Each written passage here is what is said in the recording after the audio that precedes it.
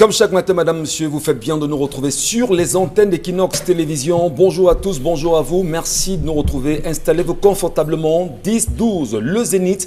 Votre talk show commence à l'instant avec la grande famille. Madame, messieurs, nous tenterons encore ce matin de vous conduire sur les sentiers battus par la République du Cameroun, notamment avec les marches initiées hier par le mouvement pour la renaissance du Cameroun qui a connu, entre autres, d'un camp à l'autre, justement, un succès, mais pour d'autres également, ceci a été vu comme étant un échec. Finalement, où en sommes-nous? Quelle appréciation peut-on en faire de la journée de marche d'hier, initiée par le mouvement pour la renaissance du Cameroun et quelques mouvements de la société civile qui l'ont accompagné? Quel regard vous y jetez véritablement? Mais surtout ce matin, nous ouvrons cette émission tout en décriant avec la dernière énergie les actes de barbarie qui ont été portés sur les journalistes de la Nouvelle Expression, notamment Lindovi Ndio, journaliste à la Nouvelle Expression, encore détenu dans les mailles de la police camerounaise, alors que hier il était sur le terrain en tant que journaliste pour faire uniquement son travail. Il est encore détenu, il n'a pas encore été relaxé et nous en profitons justement ce matin pour rappeler que la direction générale d'Equinox Télévision, de tout le groupe Equinox, condamne avec la dernière énergie cet acte qui tente véritablement à distraire l'opinion nationale et même internationale. Comment peut-on aujourd'hui comprendre l'arrestation de ces journalistes-là? Lindovi Ndio de la Nouvelle Expression, détenu entre les mains de la police camerounaise, condamnation faite. Equinox Télévision et toutes les personnes qui sont à nos côtés restent mobilisées et demandent la libération rapide de ce journaliste détenu encore par la police camerounaise alors qu'il était justement sur le terrain hier en train de faire son travail en tant que journaliste. Il s'agit bien sûr de Lindovi Ndio qui est le responsable de la Nouvelle Expression exactement dans la capitale politique Yaoundé. Bienvenue à vous madame, messieurs, la grande équipe est au complet. Charles Amel Mbachou, Bonbon Bengan Kandje, Dominique Audrey Oyengelek, Karine Santia, ensemble unis pour la même mission. Jusqu'à midi, nous allons vous servir. Installez-vous confortablement, la télé vous appartient. Charles Amel Mbachou, bonjour. Bonjour monsieur Michel Ngachou. Colère perceptible ce matin, parce que depuis hier, les éclats de voix, la colère est perceptible, madame, monsieur. À vous de rester présent et mieux comprendre l'évolution du Cameroun. Bonbon Bengan Kandje, bonjour. Bonjour, monsieur Ngachou Numba. Bonjour à vous, chers téléspectateurs. Hier, eh bien, de mon point de vue, je peux me tromper, mais le peuple camerounais est prêt pour le changement. Sauf, fallait-il affronter les forces du maintien de l'ordre et transformer nos corps en boucherie? Fallait-il faire un repli stratégique? Mais toujours est-il que le peuple a manifesté son courroux. Il y en a qui sont sortis, d'autres ont resté apeurés, mais nous avons vécu les villes mortes. On n'a pas préparé. Quoi qu'il arrive, ça donne les signes que le peuple est prêt. Mais quand la révolution va commencer, ça, on ne peut pas le décréter.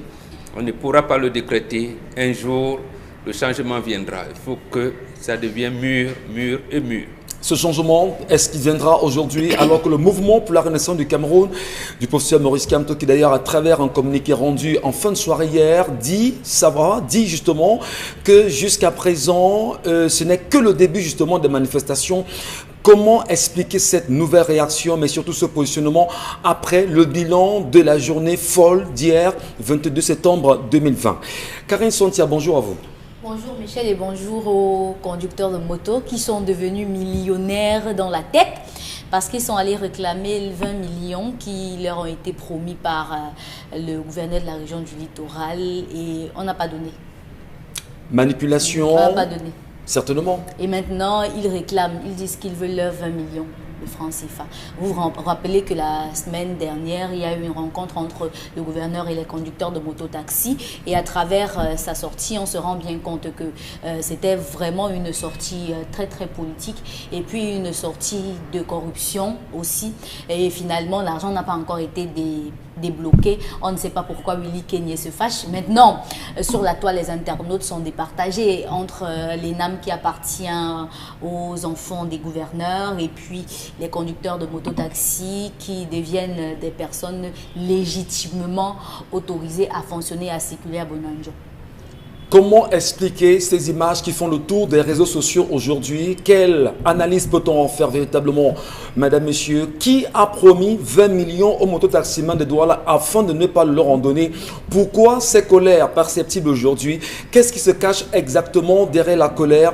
Manipulation d'un système vis-à-vis des mouvements en vue? Quelle explication peut-on en donner ce matin? Restez des nôtres, madame, monsieur. On en parlera tout à l'heure dans le cadre de la revue des réseaux sociaux avec Karine Sontia. Dominique Audrey Oyengelek, bonjour à vous et bienvenue. Bonjour Michel, bonjour aux téléspectateurs. Vous avez dit que c'est qui le monsieur qui vient réclamer l'argent aujourd'hui? Mais il n'a qu'à s'apprendre, lui. Je ne pense même pas qu'on devrait faire évocation de ce genre de personnes. Parce que ce sont les personnes qui ont vendu les Camerounais. Si on va chez eux, il n'y a pas d'électricité, il n'y a pas d'eau. Ils se sont fait acheter et aujourd'hui, ils viennent à la face du monde pour réclamer quoi que ce soit. Ça les engage. La marche d'hier a-t-elle réussi ou pas? Elle a réussi. Même s'il n'y avait qu'une seule personne dehors, on a vu des gens qui ont été courageux, parce qu'on les compte sur les bouts des doigts, qui ont été courageux et qui ont eu la force, la témérité, comme Père Bambok dit généralement, d'affronter, de prendre leur destin en main. Voilà. Merci à vous, madame, monsieur. Vous connaissez les plateformes bien connues 10-12, le Zénith. On aime à le rappeler effectivement sur ce plateau. 10-12, le Zénith, c'est sur Facebook. Nous allons tout à l'heure lire vos nombreuses réactions et vos commentaires. Vous avez également la page Equinox TV. Pour ceux qui nous regardent en live, laissez-nous vos nombreux commentaires. On prendra ce qu'on pourra prendre. Mais surtout, ce qui est intéressant, c'est qu'il y a de vrais débats également entre vous, internautes. Et ça rassure de ce que l'information vous appartient. Nous vous leur envoyons et vous en faites ce que vous devez en faire. Merci également de rester les nôtres. Il y a un contact qui s'affiche au bas de l'écran. Ce contact-là vous permettra également de pouvoir tout à l'heure nous envoyer aussi vos réactions. Nous les lirons. Bienvenue à vous, bienvenue à tous. Commençons bien avec l'histoire du jour qui nous est bien sûr restituée par vous, Dominique Audrey Oyengelek. Bonjour une fois de plus aux téléspectateurs. Ce matin, on parle d'orientation scolaire dans cette famille qui est divisée en trois. Théophile vient d'avoir son baccalauréat. Il est âgé de sensiblement 19 ans dans quelques jours et il a eu son baccalauréat après la récente proclamation des résultats. Son papa, de son côté, aimerait que son fils aille à l'université et qu'il fasse sociologie. La mère de Théophile, elle a son petit frère qui, lorsqu'il était au Cameroun, a fait pétrochimie. Et aujourd'hui, à l'étranger où il a un travail et il s'en sort pas mal. Donc, sa maman aimerait que son fils suive le même cursus pour pouvoir rejoindre son petit frère à l'étranger. De son côté, Théophile, lui, il veut faire de l'art. Il veut faire la photographie notamment. Donc, il n'est ni dans le camp de sa mère, ni dans celui de son père. Son père voudrait impérativement qu'il fasse l'université et la maman est contre. Théo veut faire une école de formation. La mère de Théo dit donc va dire à ton père que j'ai la moitié de l'argent, qu'il complète et tu feras la filière que je veux, la pétrochimie. Théophile de dire à sa mère, maman je suis désolée, si tu donnes l'argent, je ferai photographie. Aujourd'hui, le père a dit, comme c'est comme ça, je ne payerai rien du tout. La question qu'on pose dans ce matin, qui est garant ou bien qui gère l'orientation des enfants après le baccalauréat ou bien en général, qui va faire, est-ce qu'il doit faire la filière les francophones, anglophones, je ne sais pas comment on appelle l'orientation. Les sous-systèmes. Voilà, le sous-système francophone ou anglophone. Comment est-ce que ça se gère? Comment est-ce que ça se décide? Ou bien qui en décide? Très bien. Ce matin? Allez, madame, monsieur, c'est une histoire réelle. Vous la connaissez en même temps pour vous qui dans des familles et certainement pour les divisions qui existent parfois au sein même des fratries aujourd'hui. Quand papa décide, maman décide également, mais l'enfant a son choix. Maintenant, comment orienter l'enfant? Qui est censé orienter l'enfant? Et vous savez que nous sommes à la veille de la rentrée scolaire et même de la rentrée académique. Si tout se passe bien avec les mouvements connus aujourd'hui, comment encadrer et orienter nos enfants à devenir ce que nous souhaitons qu'ils deviennent ou encore comment les aider à devenir ce qu'ils veulent devenir demain? Quel est le choix justement de la jeunesse que vous êtes aujourd'hui? Qu'est-ce que vous voulez faire? Qui doit vous orienter? Ce matin, on va essayer un peu d'ouvrir les vannes. On aurait bien voulu commencer par Charles Bachou d'abord ou bien par Bambok, mais je commence par les femmes que vous êtes et je commence avec vous, Karine Sontia. Comment expliquez-vous aujourd'hui que dans une réalité familiale, qu'il y ait des conflits entre le père qui décide du choix d'une filière pour l'enfant et la mère qui décide Dieu donne d'une autre filière et l'enfant qui a son propre choix. Comment peut-on créer une vraie synthèse ici? Elle est divisée. Il n'y a pas de conflit. Il y a quoi? Il y a des accords. Il y a des accords. Oui, c'est pas un conflit. Il n'y a pas de conflit là-dedans. C'est normal que ça arrive dans des familles. Il y a autour de nous des gens qui ont des rêves pour leurs enfants. Il y a les mamans qui veulent voir leurs enfants avoir beaucoup d'argent. Il y a les papas qui veulent voir leurs enfants être des intellectuels, des personnes réfléchies. Et c'est même ça que les papas prennent souvent comme option. Des enfants qui ont des potentialités intellectuelles assez fortes. Parce que le papa, lui, ne s'intéresse pas à ce que son enfant soit riche demain, mais il veut que son enfant ait des connaissances. La maman, elle veut que son enfant soit riche. Parce que les personnes qui font pétrochimie sont des personnes qui, lorsqu'elles commencent à avoir de l'argent, ont beaucoup d'argent. Le papa, lui, veut que peut-être son enfant soit enseignant, ou alors il soit, je ne sais pas, sociologue, ou encore chargé de l'orientation scolaire, ainsi de suite. Donc, ça va vraiment dépendre. Maintenant, l'enfant, lui, il est plus amené dans les activités de création. Donc, vous voyez qu'il y a 3 pans qu'il faut prendre en compte. C'est un enfant qui est amené dans les activités de création, d'imagination, et ça demande de la formation aussi. Les gens pensent qu'on se donne dans certaines activités comme la photographie, la peinture, l'art plastique en général, parce qu'on se lève un matin et on a appris à dessiner et puis ça a donné. Non. Il y a des formations qui sont faites à l'école des beaux-arts de Konsamba. On fait des formations. Il y a des étudiantes qui sortent de ces écoles-là et fabriquent des sacs à main. Il y a des étudiantes qui font, je parle des étudiantes que je connais de ma génération, de ma tranche avec laquelle on a eu le baccalauréat, qui sortent. Aujourd'hui, elles fabriquent des sacs à main. Certaines fabriquent des chaussures. D'autres sont réalisatrices dans des métiers de la cinématographie, de l'audiovisuel et tout. Donc, c'est vraiment des métiers de création qui demandent beaucoup d'imagination. Et si on tue le génie de cet enfant, parce que s'il veut faire photographie, ça veut dire que certainement, quand il utilise son appareil téléphonique, par exemple, il fait des images qui sont captivantes. Certainement, lorsqu'il est avec ses amis, il prend des photos qui sont parfois très très différentes, ou peut-être qu'il a déjà son appareil photo qu'il essaye d'utiliser de temps en temps, ou alors qu'il côtoie des personnes qui sont dans ce métier. C'est pour ça que je dis que c'est des métiers de création qui demandent beaucoup de concentration. Et choisir sa voie, c'est choisir son avenir et accepter que dans cet avenir-là, on est d'abord tout seul parce que la décision vous revient. Vous pouvez faire le métier que papa a voulu, mais après, vous ne serez jamais heureux. On voit des gens qui se lèvent le matin et vous disent que je passe seulement au travail parce qu'il faut partir, par exemple. Ou alors je passe au travail parce que je remplis mon devoir. J'ai mérité mon salaire. Ça peut justifier des choses, Karine Santia. Aujourd'hui, on a plein de Camerounais qui sont dans la fonction publique parce que papa a acheté un poste. Oui. Parce que papa vous les enseignants parce que papa a acheté un poste. Et parfois on se plaint justement de la médiocrité de ces derniers. Les policiers justement parce qu'ils ont eu la chance que papa avait de l'argent et puis il a pu négocier une place. Des administrateurs civils qui ont eu de la chance parce que papa a négocié et qu'il a une place. Et ce n'est pas des personnes passionnées par la gestion des hommes. Là, on a quelqu'un qui est passionné par la photographie. C'est plutôt les chercheurs d'argent. Voilà. Et s'il vous plaît, même pour intégrer les beaux-arts, c'est pas comme si n'importe qui y allait et puis il allait s'en sortir. Il y a des gens qui font 3 ans au niveau 1 et n'arrivent pas à avancer parce que c'est délicat. C'est délicat. Donc, je pense que cet enfant devrait négocier avec son papa. Parce que ce que son papa veut n'est pas très différent. Mais c'est même pas beaucoup de ce que lui, il veut. Non, mais quand même, Karine. Non. Comment l'enfant devrait négocier papa alors que l'enfant, lui, sent autre chose? Oui, on négocie. Papa veut autre chose. Tous les enfants ont négocié. J'ai dit tous les enfants ont négocié. Je le dis pourquoi? Parce que c'est pas ce que j'ai voulu faire. Mes parents ont voulu que je fasse ce que je fais. Oui. Je parle le moins haïssable, c'est pas de la têtudesse, c'est de la volonté. Oui. Et quand vous avez de la volonté, vous pouvez convaincre. Et aujourd'hui, je pense pas que mon papa pourrait dire qu'il est déçu de ce que j'ai choisi. Donc, vous pouvez négocier avec votre papa, si pas dire à papa.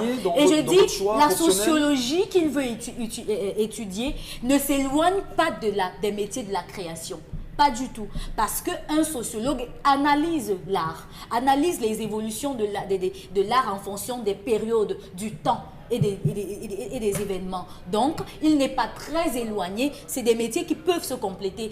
Et je le dis encore, il peut faire l'art. Il suffira qu'il négocie avec son papa. Parce que maman, dans cette mesure-là, lui, il n'a pas le rêve de voyager. Donc, il n'a pas besoin de négocier avec maman. Mais par contre, il doit d'abord négocier avec papa pour que papa valide. Parce que c'est papa qui va payer ses études.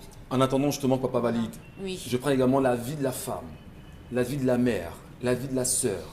On est porté par un choix, on est porté par une passion. Ça brûle en chacun. Papa, lui, il a des visées. certainement pour voir son enfant mieux loti demain, bien installé, qui ne souffre de rien. Parce que c'est la volonté de tout parent. Oui. Maman va également être fière de son fils demain. Alors, comment est-ce qu'on peut les départager de votre point de vue, Dominique Côté? Je commencerai par dire que le modèle éducatif varie d'une famille à l'autre. Vous trouverez des familles dans lesquelles l'enfant dira simplement, voilà, tu as eu ton bac, qu'est-ce que tu veux faire? L'enfant dira, moi je vais être infirmière. On va trouver comment on va faire pour inscrire l'enfant à faire des IDE. Un autre, et sans que le parent ne discute, parce qu'à un moment, on a l'impression que les parents transposent, vivent par procuration leur vie sur les enfants. On a un parent qui, à une certaine époque, aurait voulu être un médecin, et par conséquent, lorsqu'on a son fils qui s'en sort un peu en mathématiques, en sciences et tout, on dit dès que mon fils a le bac, il va entrer dans une école de médecine et il sera médecin. On a décidé, sans prendre en compte ce que l'enfant veut faire. Moi, je dis généralement aux parents que pour savoir quelles sont les orientations que vous pouvez donner à votre enfant, il suffit de regarder votre enfant dans l'environnement. Comment est-ce que votre enfant se comporte? Est-ce qu'il est du genre à démonter les jouets, à les remonter? Il est apte à la technique, aux travaux manuels. Est-ce que votre enfant aime bien la lecture, aime bien un certain nombre de choses? Vous verrez que cet enfant-là peut être porté à aimer les lettres. Donc, l'enfant, de façon naturelle, émet des signaux et les parents doivent pouvoir encadrer ces signaux-là. Donc, si on commence un encadrement très tôt, on peut avoir un enfant qui sera bien orienté. Maintenant, la maman, oui, on peut dire tout ce qu'on veut, tous nos parents aiment le match-vu. Hein. Je ne sais pas s'il y a un parent qui n'est pas content que son enfant aille à l'école. C'est l'idée de maman, moi, je connaissais, avoir un enfant bien positionné, bien qui est sûr, pétrochimiste, qui a beaucoup d'argent. Il peut être ça, il peut être ça, il peut être... Est-ce qu'elle imagine, est-ce qu'elle se rend quand même compte justement des réalités qui peuvent entourer le milieu du pétrole? Michel, elle n'a pas peur justement que l'enfant, à un moment donné, puisse se détourner des bonnes mœurs qu'elle lui aurait restituées dans l'éducation? Michel, vous savez que même ici, il y a des personnes qui dévient. Même Ouais. ce qu'on fait, il y a des personnes qui dévient. Effectivement. Donc, tous les métiers ont des risques. Maintenant, quand on est sûr des valeurs qu'on a inculquées à son enfant, il y a des peurs et des craintes qu'on n'a pas. Même si M. Mbachou dira à ma suite que lorsque votre enfant se lance Non, vous ne prêtez pas les mots parce qu'il n'a pas encore parlé. Je n'ai même hein. pas encore fini. Non, Michel. laissez qu'il oui, parle. attendez. Dès qu'il parlera justement, Oui, vous donnerez justement... il avait dit que lorsqu'un enfant veut se lancer quelque part, on l'entoure, on le prépare. C'est une sorte de rituel que les parents font. Oui. Voilà, donc cette maman et ce papa devoir faire avec ce que l'enfant a envie de faire. Le risque qu'il prendrait, c'est d'avoir un enfant à qui on va payer l'université, c'est combien? 50 000. Vous allez donner cet argent, lui, il va aller faire ses jobs. Il va commencer à travailler dans un studio photo là-bas et lorsqu'il va commencer à toucher de l'argent, il ne va même plus aller à l'université. Il ne va même pas faire la formation dans une école professionnelle et la pétrochimie de la mer, bon, c'est déjà perdu d'avance. Donc, chers parents, chère maman, chers enfants, bien vouloir trouver un moyen d'échanger comme des personnes civilisées. Parce que rendu à 19 ans, on ne peut plus imposer des choses à un enfant au risque d'avoir une personne qui se braque. Donc, traitez votre enfant en adulte, présentez-lui les choses comme s'il était un adulte et il va comprendre les choses et se comporter comme un adulte en retour. En tout cas, on vous a très bien compris sur cette question, mais je voudrais avec vous, Charles Mbachou, qu'on se comprenne bien. Il y a le penseur Hegel qui disait de son temps que rien de grand ne s'est fait dans ce monde sans passion. Il y a quand même de la passion en soi. Et maintenant, il y a une volonté d'orientation, d'encadrement.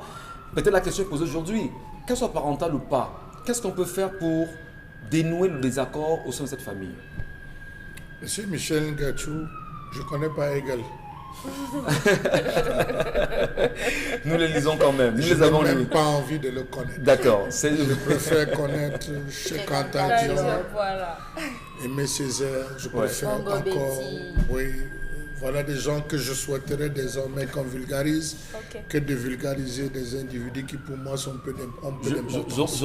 J'aurais bien dû dire un penseur contemporain Oui, aurait dit de son je- temps que. Non, monsieur, Voilà. Il préfère je préfère qu'on la reste. proximité Notre valeur, confidentielle. c'est de défendre les idées de Bantou. Très bien. Monsieur Michel Ngachou, nous avons affaire à un triptyque. Nous avons devant nous une mère qui est dans le candidaton, elle est dans l'illusion, elle est dans le virtuel. Nous avons un fils qui est dans le rêve. Il rêve, il s'évade. Et nous avons un père qui est dans la réalité. La réalité vraie, monsieur Michel Ngachou, c'est ce que j'ai. C'est ce que je peux faire. C'est ce que j'ai la possibilité de faire, monsieur Michel Ngachou. On va faire tes cours de pétrochimie. Vous avez, à une certaine période, il y avait, quand on nouvelle l'UDM à Banganté, monsieur Michel Ngachou, je connais de nombreuses familles qui ont décidé que non, mon fils va être médecin. C'est la mère qui commence. On veut un médecin dans la famille. On veut ci, on veut ça. Elle a pressé les oreilles du père. Le père inscrit l'enfant. Mais quand on a commencé à dire que c'est 1 million, la pension, hormis la chambre que vous prenez, hormis les fascicules, hormis les stages, c'est 1 million d'abord qu'il faut déposer. Après un an, le père dit à la mère que tes choses, tu vas continuer à faire tes choses là. Je suis plus dedans. Ça a commencé à bouillir dans la chambre matin. On a dit à l'enfant, débrouille-toi. L'enfant qui voulait faire médecine a viré pharmacie. Il a glissé. Voilà comment les enfants se retrouvent désorientés, monsieur Michel Ngachou. Non. Chez les Bantous, le choix du successeur commence à partir de 4 ans. Quand on donne à l'enfant, papa en train de manger, donne à l'enfant, partage. Le père regarde comment l'enfant partage. Parfois, il partage ce qu'il vient de voir, le père dit après, voilà ce qu'il met les yeux, le père dit, c'est bien. On connaît qui a le sens du partage, qui a le sens de l'organisation, qui a le sens de l'ingratitude. On étudie sur les enfants. L'orientation des enfants commence dès la naissance de l'enfant. Vous avez des enfants qui sortent avec les fesses. Vous avez des enfants qui naissent et ils ne crient pas. Il faut qu'on fouette pour que l'enfant crie. C'est un signe. C'est là l'orientation. Vous avez des enfants qui ne rampent pas. Vous avez des enfants qui marchent, se lèvent et marchent une fois. Vous avez des enfants qui naissent avec des dents. Toutes ces choses déterminent le comportement. Plus l'enfant grandit, vous allez vous rendre compte que c'est un enfant qui aime fendre le bois, c'est un enfant qui aime être, comment on va dire, être très occupé. Quand papa est malade, parfois il est assis, il dit, papa, tu es malade. Je sens en toi quelqu'un qui est malade, ça ne va pas, papa, qu'est-ce qui ne va pas? Vous voyez, on commence à étudier en disant à l'enfant, voilà ce qu'il y a lieu de faire. Voilà ce que je pense. Chez les Bantous, on fonctionne sous le principe de complémentarité. Chaque famille se battait pour avoir une personne à la chefferie, se battait pour avoir une personne qui va être à la place de fête, être renseignée, se battait pour avoir une personne qui va avoir les plus grosses plantations, se battait pour pouvoir créer la complémentarité. Je vais vous prendre le cas, monsieur Michel Ngachou, de ce monsieur qui a une célèbre agence de voyage. Il est décédé.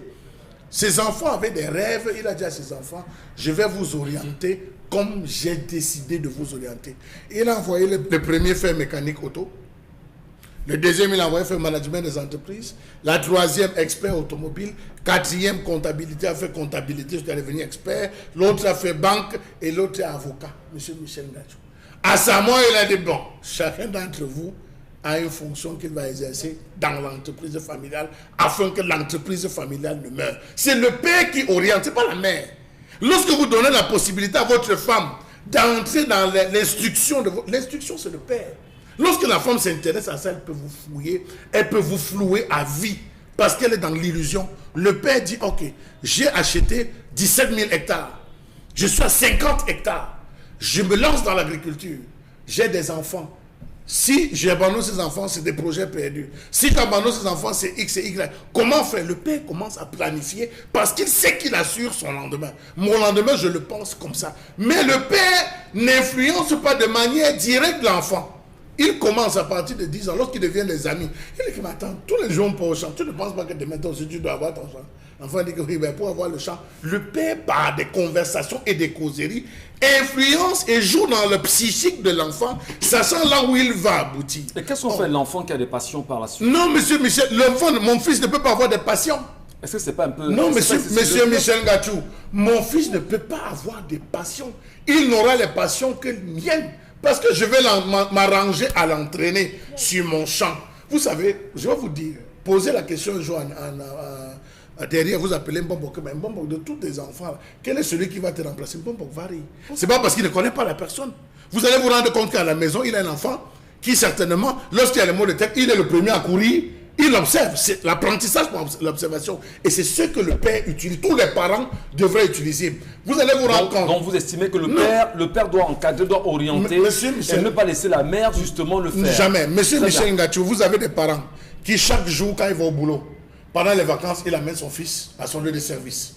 Il fait des commissions, il dit à l'enfant, comme tu vois, parce qu'il voudrait que l'enfant s'imprègne. On ne dit pas, avant de frapper du poing, vous avez même pris 5, 6 ans, 10 ans à préparer le psychique de votre enfant à accepter ce que vous voulez qu'il devienne. Donc c'est cette méthodologie que le père n'a pas eue. Il a instauré chez lui la démocratie, et vous voyez ce que la démocratie fait. Quand vous instaurez dans votre foyer, finalement vous avez des camps. Merci Charles Mbachou. Allez, je voudrais quand même au-delà, avec Moran Bengan ce matin, comprendre.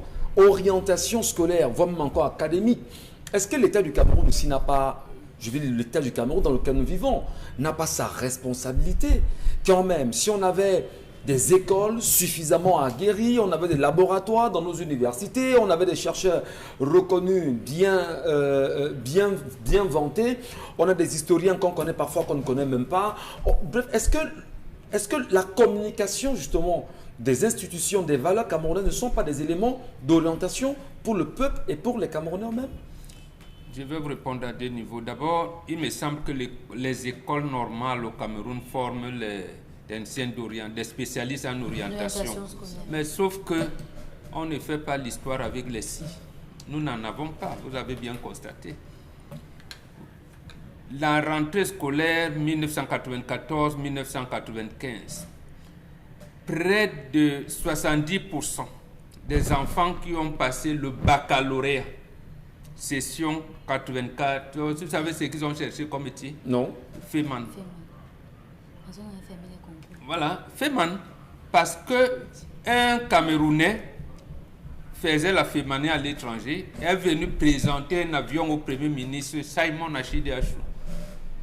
La presse disait, mais comment on peut accueillir un Féman? Comment on peut? C'est pas possible. Mais tu demandais à un élève qui vient d'avoir, il dit, je veux être Féman. Tellement c'était orienté dans le fait que le débat est même arrivé jusqu'à aux états généraux de l'éducation qui ont eu lieu en 1995. Et ils ont effectivement posé le problème comme vous l'avez posé là. Comme vous l'avez posé, effectivement. Et sauf que à ce moment, les gens comme Jean-Marc Ella, qui avait écrit un livre d'édition clé à l'époque en 1971, La plume et la pioche, il leur a dit, il faudrait que nos enfants commencent, étudient, apprennent au regard pour développer leur environnement. Parce que beaucoup étaient occidentalisés là, ils disaient, ah non, laissons l'enfant faire son choix, laissons l'enfant. À côté de la fémanière, d'autres s'orientaient vers le football.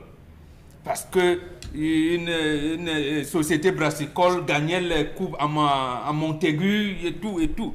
Mais où est le niveau de football? Donc, en fait, je m'appuie d'abord sur ce que je partage le point de vue de Audrey.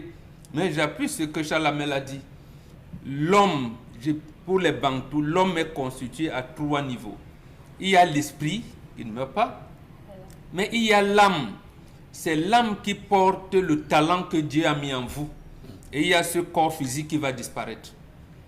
Et justement, c'est l'âme, parce que pourquoi on ne gronde pas une femme enceinte? Pourquoi on cajole la femme enceinte chez les Bantous? Parce qu'elle est faiseur de vie. Quel est l'enfant qui va naître? Quel est le talent que Dieu va mettre en lui? C'est ce talent qu'on commence à dévoiler quand on lui donne le nom.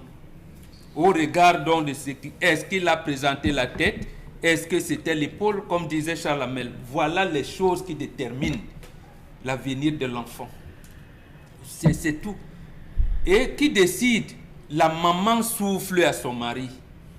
En principe, parce que en principe, la maman a l'enfant jusqu'à l'âge de 7 ans.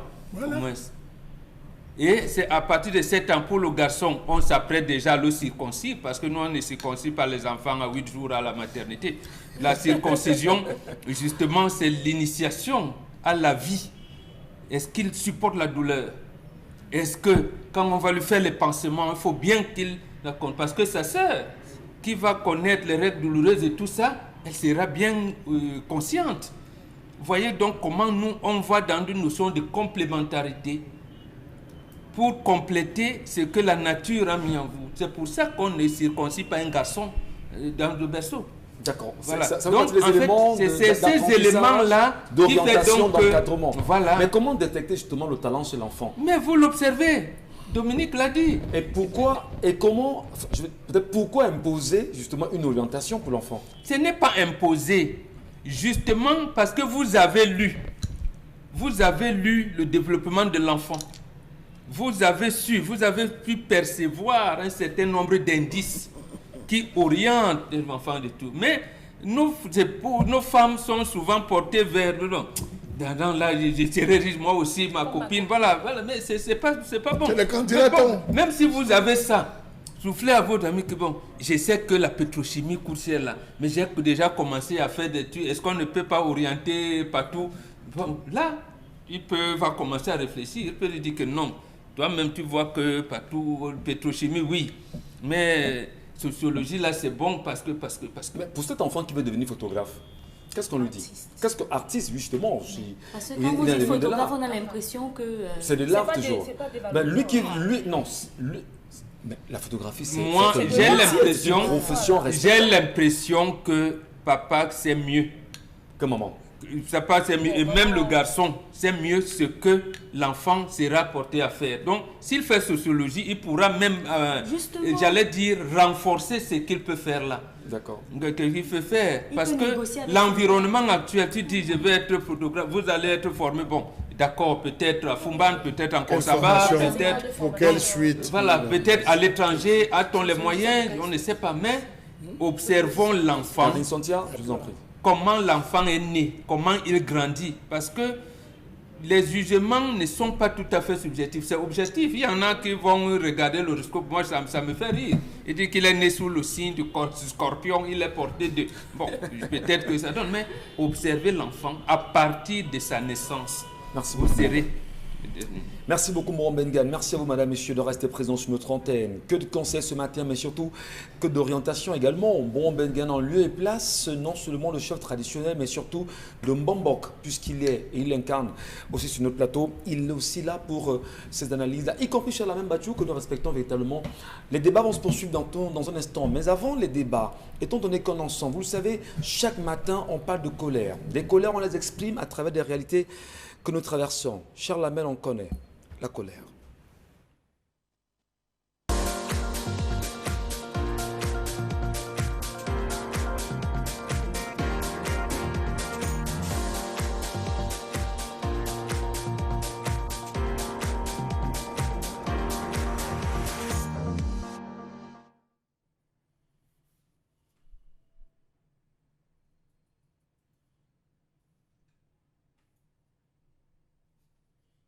Je m'interroge ce jour sur la question des partenariats publics-privés dans ce pays. Que dis-je? Du grand flop des partenariats publics-privés. À quoi aura servi l'implémentation du Conseil d'appui à la réalisation des contrats de partenariat, en abrégé CARPA? Une structure extrêmement budgétivore, avec des gros salaires, récompenses pour les petits copains, les amis. C'est bien. Pourquoi les 3P, partenariat public-privé, plombent des projets qu'ils sont censés réaliser avec la bénédiction du CARPA? Comment comprendre que le principe du partenariat public-privé, qui a fait ses preuves un peu partout dans la sous-région, ne réussit pas à faire ses preuves au Cameroun, ou mieux, n'a pas réussi à faire ses preuves au Cameroun? Est-ce que parce qu'il manque, ou est-ce parce qu'il manque de financiers dans ce pays? Est-ce du fait que l'État est un mauvais payeur et ne respecte pas sa part d'engagement? Est-ce du fait que la qualité de contrat établi dans le principe de partenariat public-privé ne respecte pas un ensemble d'hommes, ou alors l'État est un féminin tout simplement? Comment comprendre que la mayonnaise tarde à prendre, malgré l'arsenal réglementaire qui existe depuis près de 10 ans? Savez-vous qu'aucun des projets annoncés en juin 2013 pour être réalisé avec le mécanisme des 3 P n'a jamais vu le jour, parmi lesquels le tramway Douala et Yaoundé, chemin de fer aidé à Kribi et Douala-Limbé, le terminal polyvalent au port en eau profonde de Kribi. Près de 7 ans après ces infrastructures annoncées, en grande pompe pour être réalisées, n'ont toujours pas vu le jour. Savez-vous que la liste de ces 6 grands projets d'avenir était même accompagnée d'entreprises adjudicataires? Près de 7 ans plus tard, à l'exception du terminal polyvalent réalisé, grâce à un endettement, aucun de ces projets n'a vu le jour. On sait comment le projet sémencier de Limbé a fait pour pouvoir sortir de terre. De même que la quinzaine de projets réalisés en PPP, rendus publics en février 2014 par le ministère de l'Économie, de la Planification et de l'Aménagement du territoire, cherchent toujours preneur. Ajoutons à cela la couverture de santé universelle, derrière laquelle se cachent d'anciens ministres de la Santé et corrompus du système qui cherchent comment blanchir l'argent détourné. Nous apprend-on dans cette histoire de couverture de santé universelle, ou encore on respecte le principe de PPP, partenariat public-privé. Les 3 P n'ont été qu'un grand bluff, saupoudré d'impréparation, d'un cadre juridique inadapté, des logiques mercantilistes, des lourdeurs administratives et d'appropriation insuffisante du concept. Rendu au jour d'aujourd'hui, on est bien loin de l'esprit et de la lettre de l'article 2 de la loi numéro 2006-012 du 29 décembre 2006 portant régime général des contrats de partenariat. Article qui recommande de faire recours au partenariat public-privé dans le cadre des projets de très grande envergure technique et financière. Savez-vous que l'un des freins à la réalisation des contrats de partenariat public-privé a été l'enchevêtrement, la multiplicité ou encore la coexistence de textes qui encadrent la réalisation des projets en paix, pas moins de 5 réglementations qui parfois se contredisent. Comment comprendre que le Cameroun dispose en effet de 2 lois, 2 décrets et un arrêté qui encadrent les partenariats public-privé? Comment comprendre que dans les projets proposés par le gouvernement pour être réalisés, il n'y avait pas dans cette liste des projets qui ne pouvaient pas se faire en PPP, mais comme c'était à la mode, tout le monde disait il faut qu'on réalise un PPP, partenariat public-privé, ce qui suppose que des projets qui en principe n'obéissaient pas à la règle des PPP se retrouvaient à être intégrés parce que les PPP, partenariat public-privé, étaient à la mode. La réalité, c'est que les dirigeants de ce pays n'aiment pas ce pays, je vous l'ai dit les yeux dans les yeux. Sinon, comment comprendre que nos dirigeants ont préféré la réalisation des projets par l'endettement ou le budget d'investissement qui leur donnait plus de marge de manœuvre en matière de rétrocommission que les appels à financement?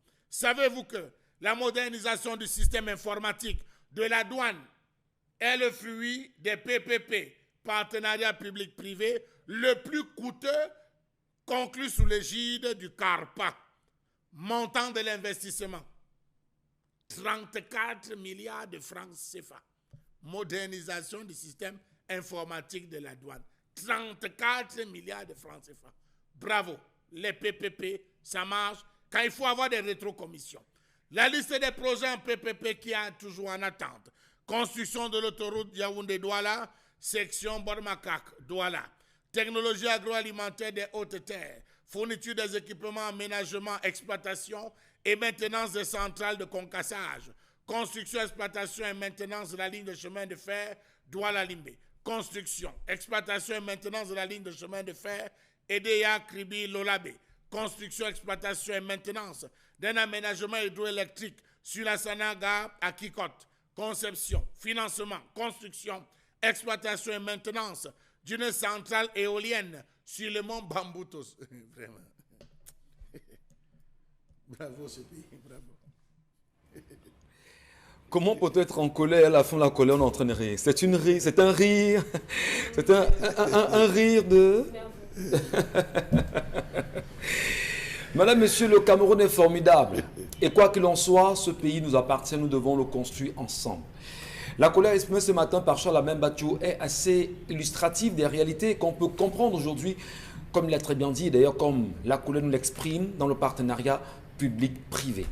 Et comment comprendre ce lien, ce cordon ombilical entre les deux systèmes? Karine Sonset, je me retourne vers vous en premier. Est-ce qu'on peut mieux analyser cette colère de Charles Hamel? Quelle est l'appréciation que vous, ce matin, vous en faites de ce partenariat public-privé? Ce qui m'inquiète beaucoup plus, c'est l'orientation même qui a été donnée au CARPA, si on entend par là notamment le conseil d'appui à la réalisation des contrats de partenariat public-privé, parce que l'article, la loi numéro 2006-012 du 29 septembre 2006 fixe notamment le régime général des contrats de partenariat au Cameroun et nous dit qu'il s'agit particulièrement des projets de grande envergure technique et financière, et à ce moment-là, le CARPA existe. Le CARPA a un rôle à jouer parce qu'il contribue dans la sélection du contrat et du contractant de la personne publique. Maintenant, le CARPA aussi participe à la négociation, et au contrôle et au suivi de la réalisation du projet en question. Maintenant, il fait l'évaluation de la faisabilité, ça commence même par là, l'évaluation de la faisabilité du projet public et du contrat de partenariat en question. Le CARPA a un très grand rôle à jouer parce que c'est lui qui agit un peu comme l'organisme qui donne le ton, qui permet notamment au gouvernement, à la partie publique et à la partie privée de s'accorder sur les termes qui vont entrer dans le partenariat. C'est le tampon, quoi. Maintenant, c'est le tampon. Donc, il joue aussi dans l'assistance de l'administration publique sur les questions relatives au projet public. Donc, c'est vraiment le rôle d'assistant. C'est lui le tampon, le conseiller. C'est pour ça qu'on appelle souvent ces genres d'agents, ces institutions-là, les structures d'orientation. Parce que même le gouvernement a besoin d'orientation. Et ils accompagnent même dans la rédaction des projets. C'est pourquoi le PNUD ne doit plus taxer nos projets de projets immatures lorsque le CARPA intègre notamment la rédaction. Le CARPA s'intéresse à la rédaction de ces projets. Maintenant, les objectifs sont clairs. Augmenter la disponibilité des ressources financières, augmenter la rentabilité d'un projet, parce que tous les projets... Ça se fait, augmentation des ressources financières? Non, je parle là des fonctions du CARPA. Oui, mais dans les fonctions, il y a la réduction des coûts. Ça veut dire que si un projet est capable d'être réalisé, par exemple, à 300 milliards, le CARPA doit nous montrer en fait que ce projet peut être réalisé avec moins et avec même plus d'efficacité. C'est ça le rôle du CARPA. Maintenant, il y a la réduction des délais pour le développement de ce projet-là. Donc, si on vous dit que c'est 10 ans, le CARPA est capable de vous dire que, ok, 10 ans, c'est parce que, bon, il y aura lenteur administrative et autres, mais voilà le délai qui est normal pour ce genre de projet en fonction du contexte. Le CARPA aussi est l'organisation qui permet l'optimisation des coûts des projets pour que, à la fois, vous ayez un bon produit à la fin, mais que vous ayez dépensé moins. C'est à ça que sert le CARPA. Sauf que, lorsque vous interrogez toutes ces fonctions-là, vous vous rendez compte qu'il y a plusieurs types de projets auxquels le CARPA pourrait s'intéresser. Notamment, il y a les projets à subvention publique. Ça, c'est là où l'État, notamment, donne une bonne partie de l'argent pour permettre aux partenaires privés de s'intéresser seulement aux risques. Maintenant, il y a les contrats de concession avec des fonds publics. Ça, c'est là où l'État contribue à l'investissement initial. C'est-à-dire que l'État met l'argent dès le début et maintenant, il y aura une réduction du capital initial au fur et à mesure que le projet sera réalisé. Et non seulement, vous le dites très bien avec la réalité autour du CARPA, mais on aussi en même se demander est-ce que le partenariat public-privé est vraiment fructueux pour le Cameroun, Dominique Audrey-Yengelek? Le partenariat public-privé est fructueux pour toutes les personnes qui peuvent s'engager. À la base, le PPP se fait entre un État et une société privée, une collectivité territoriale et une société privée, ou bien une personne et une société privée. Lorsqu'on suit pas à pas toutes les mesures, tout le processus qui encadre ce partenariat, on s'en sort bénéficiaire, que ce soit tant pour le gouvernement ou bien l'État qui fait appel à des partenaires, que pour les partenaires. Les partenaires, par exemple, privés, et ils ont droit à des exonérations en termes de taxes. Au niveau de la douane, il y a des rabais. Maintenant, l'État en face a le travail qui leur est accompli.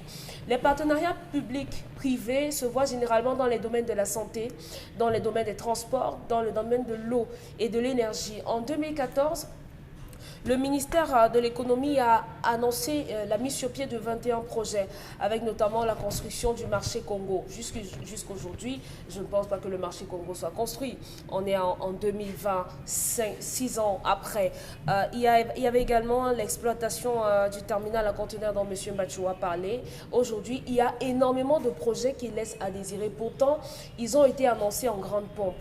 En 2015, Robert Kili a signé un mémorandum avec une société chinoise, et cette société était censée de faire une étude sur la faisabilité entre le tronçon EDA, Kribi et Douala au niveau des rails.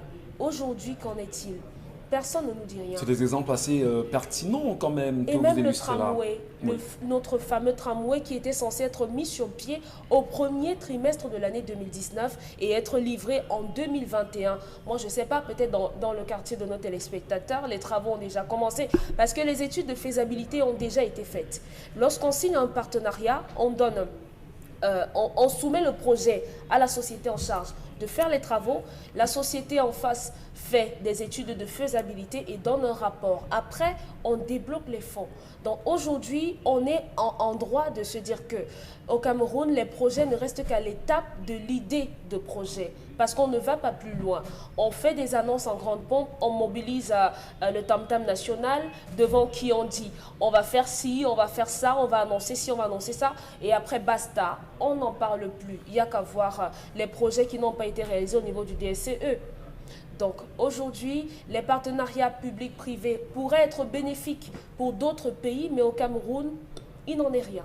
Très bien. Allez, Mbombengan Kandji, au regard justement du climat économique camerounais, est-ce qu'on a le droit de penser ou de croire que le partenariat public-privé est un avantage pour la croissance économique elle-même, ou c'est devenu un gouffre, on va dire, de corruption, d'engloutissement d'argent, avec des projets qui ne sont jamais arrivés à terme?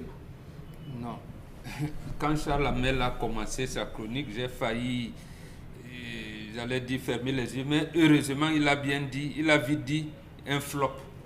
Non, il faut dire les choses comme elles sont.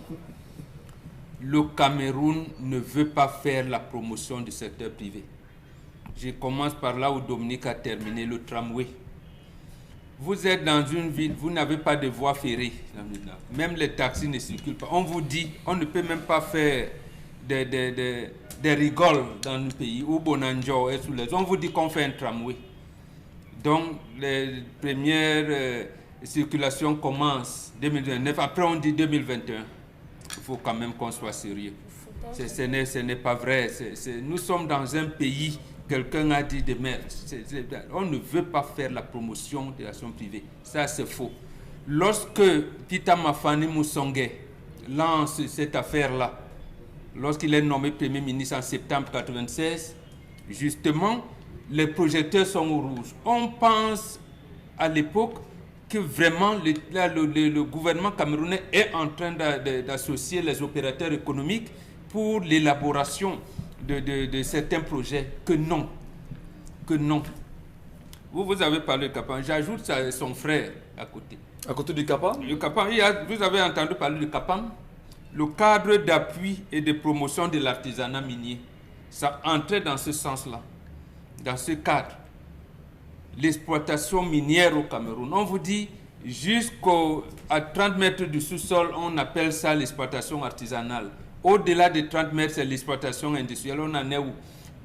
On entend seulement que le gouvernement a signé avec Geovic SA, l'américain Geovic SA, un contrat d'exploitation de 99 ans pour l'exploitation du nickel et du cobalt à Lomé. Et que le Cameroun a la deuxième réserve de nickel et du cobalt. C'est où cette histoire?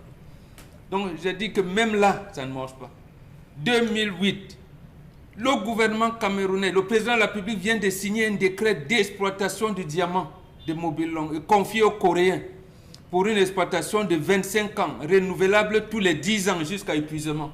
Et Charles Hamel nous a présenté ici cette université, cette école de mines qui fonctionne très bien. Donc, nous formons même les ingénieurs de mines. Non, c'était dans le cadre partenariat public-privé.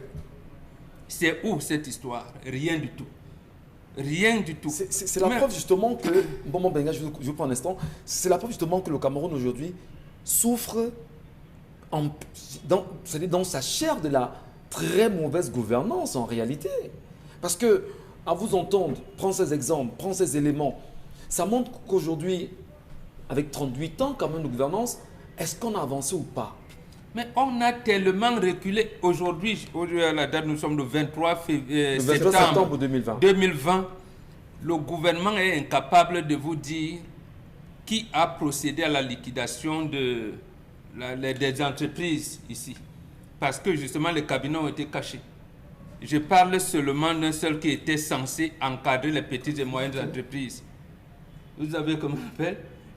Voilà, bon, les leçons. Parce que ça bon, je vous dis... C'était pendant le cabinet, quand on taxe tout à l'heure de... Voilà. Au point où on fait même la concession de la Régie nationale de chemin de fer du Cameroun un 1er avril. Donc, un poisson d'avril. Aujourd'hui, où est le chemin de fer? On disait amélioration des services, toujours partenariat public-privé. Mais là, à un moment, l'entreprise sud-africaine qui gagne le marché, il gère un moment donné. On confie à Bolloré. On cherche des entreprises camerounaises pour maîtriser le rail. Après, on les enlève. Mais on vous dit partenariat public-privé. Citrafer est où aujourd'hui? On a tout manigancé pour que Citrafer quitte de cette affaire-là. Donc, on vient dans la gestion des marchés. Elle en a parlé, rien du tout. Mais est-ce que vous avez aujourd'hui, vous pouvez me donner le nom d'une entreprise camerounaise qui gère les mines? Nous avons nos forêts qui ont été décimés. Or, les enfants n'arrivent même pas à faire un baccalauréat menuiserie. C'est très grave. Voilà. C'était toujours le partenariat. Et la SFID, Sophie Bell, toutes ces entreprises-là sont parties boire du Cameroun. On n'en parle pas. Donc, en fait, l'État protège les intérêts des étrangers et décime les opérateurs économiques locaux. Dites-moi, rappelez-moi, si peut-être je peux me tromper, le jour où le chef de l'État a rencontré les opérateurs économiques. Moi, je n'ai pas souvenance. Camerounais. Camerounais, oui. Camerounais, oui, il n'y en a pas. Peut-être avec... mais les autres, quand ils viennent... Est-ce qu'avec le forum Investir au Cameroun, j'allais terminer par là. Cameroun Business Forum. Est-ce que ce n'est pas des cadres justement mis en place pour pouvoir rencontrer non, c'est là où j'allais terminer. Nous sommes à la 10e édition. Sur les 200 projets recensés, 70 seulement ont eu l'approbation de Doing Business. Oui. De Doing Business. Et dans les 70 qui ont l'approbation,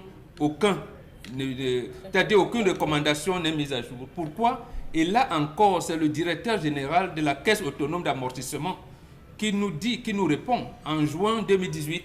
Il dit, mais vos projets ne sont pas bien élaborés. Même l'argent que j'ai ici, je ne peux pas vous débloquer parce que non seulement ce n'est pas bien élaboré, mais vous ne faites même pas les efforts pour les amener à terme.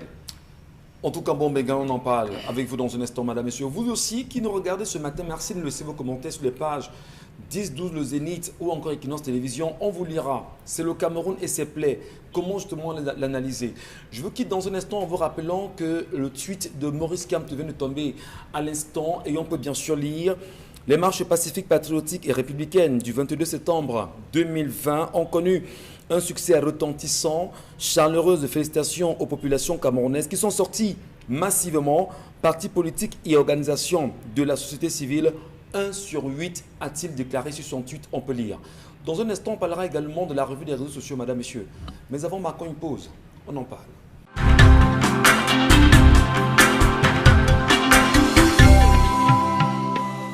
Toujours heureux, madame, messieurs, de vous savoir nombreux au regard de votre programme TV du lundi au vendredi, 10-12 le Zénith. Merci pour la fidélité, madame, messieurs. Nous le disions bien sûr l'instant que les tweets ne font que tomber.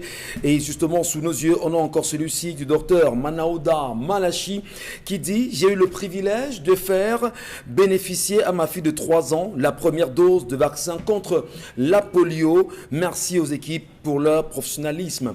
Attention, madame, monsieur, ça bouge également sur la toile, mais surtout le ministre du Travail et de la Sécurité sociale, Grégoire Ona, qui le disait encore, il y a pratiquement 24 heures, vacant comme d'habitude à nos diverses occupations. C'est ainsi que nous allons faire notre bonheur et celui du Cameroun pour que la prospérité à son tour puisse profiter demain d'institutions voilà, fortes et d'infrastructures viables. Le Cameroun est formidable, ensemble devons le construire. C'est devenu bien sûr un credo, il faut bien le comprendre. Comment le construire également dans la réalité des partenariats publics et privés aujourd'hui?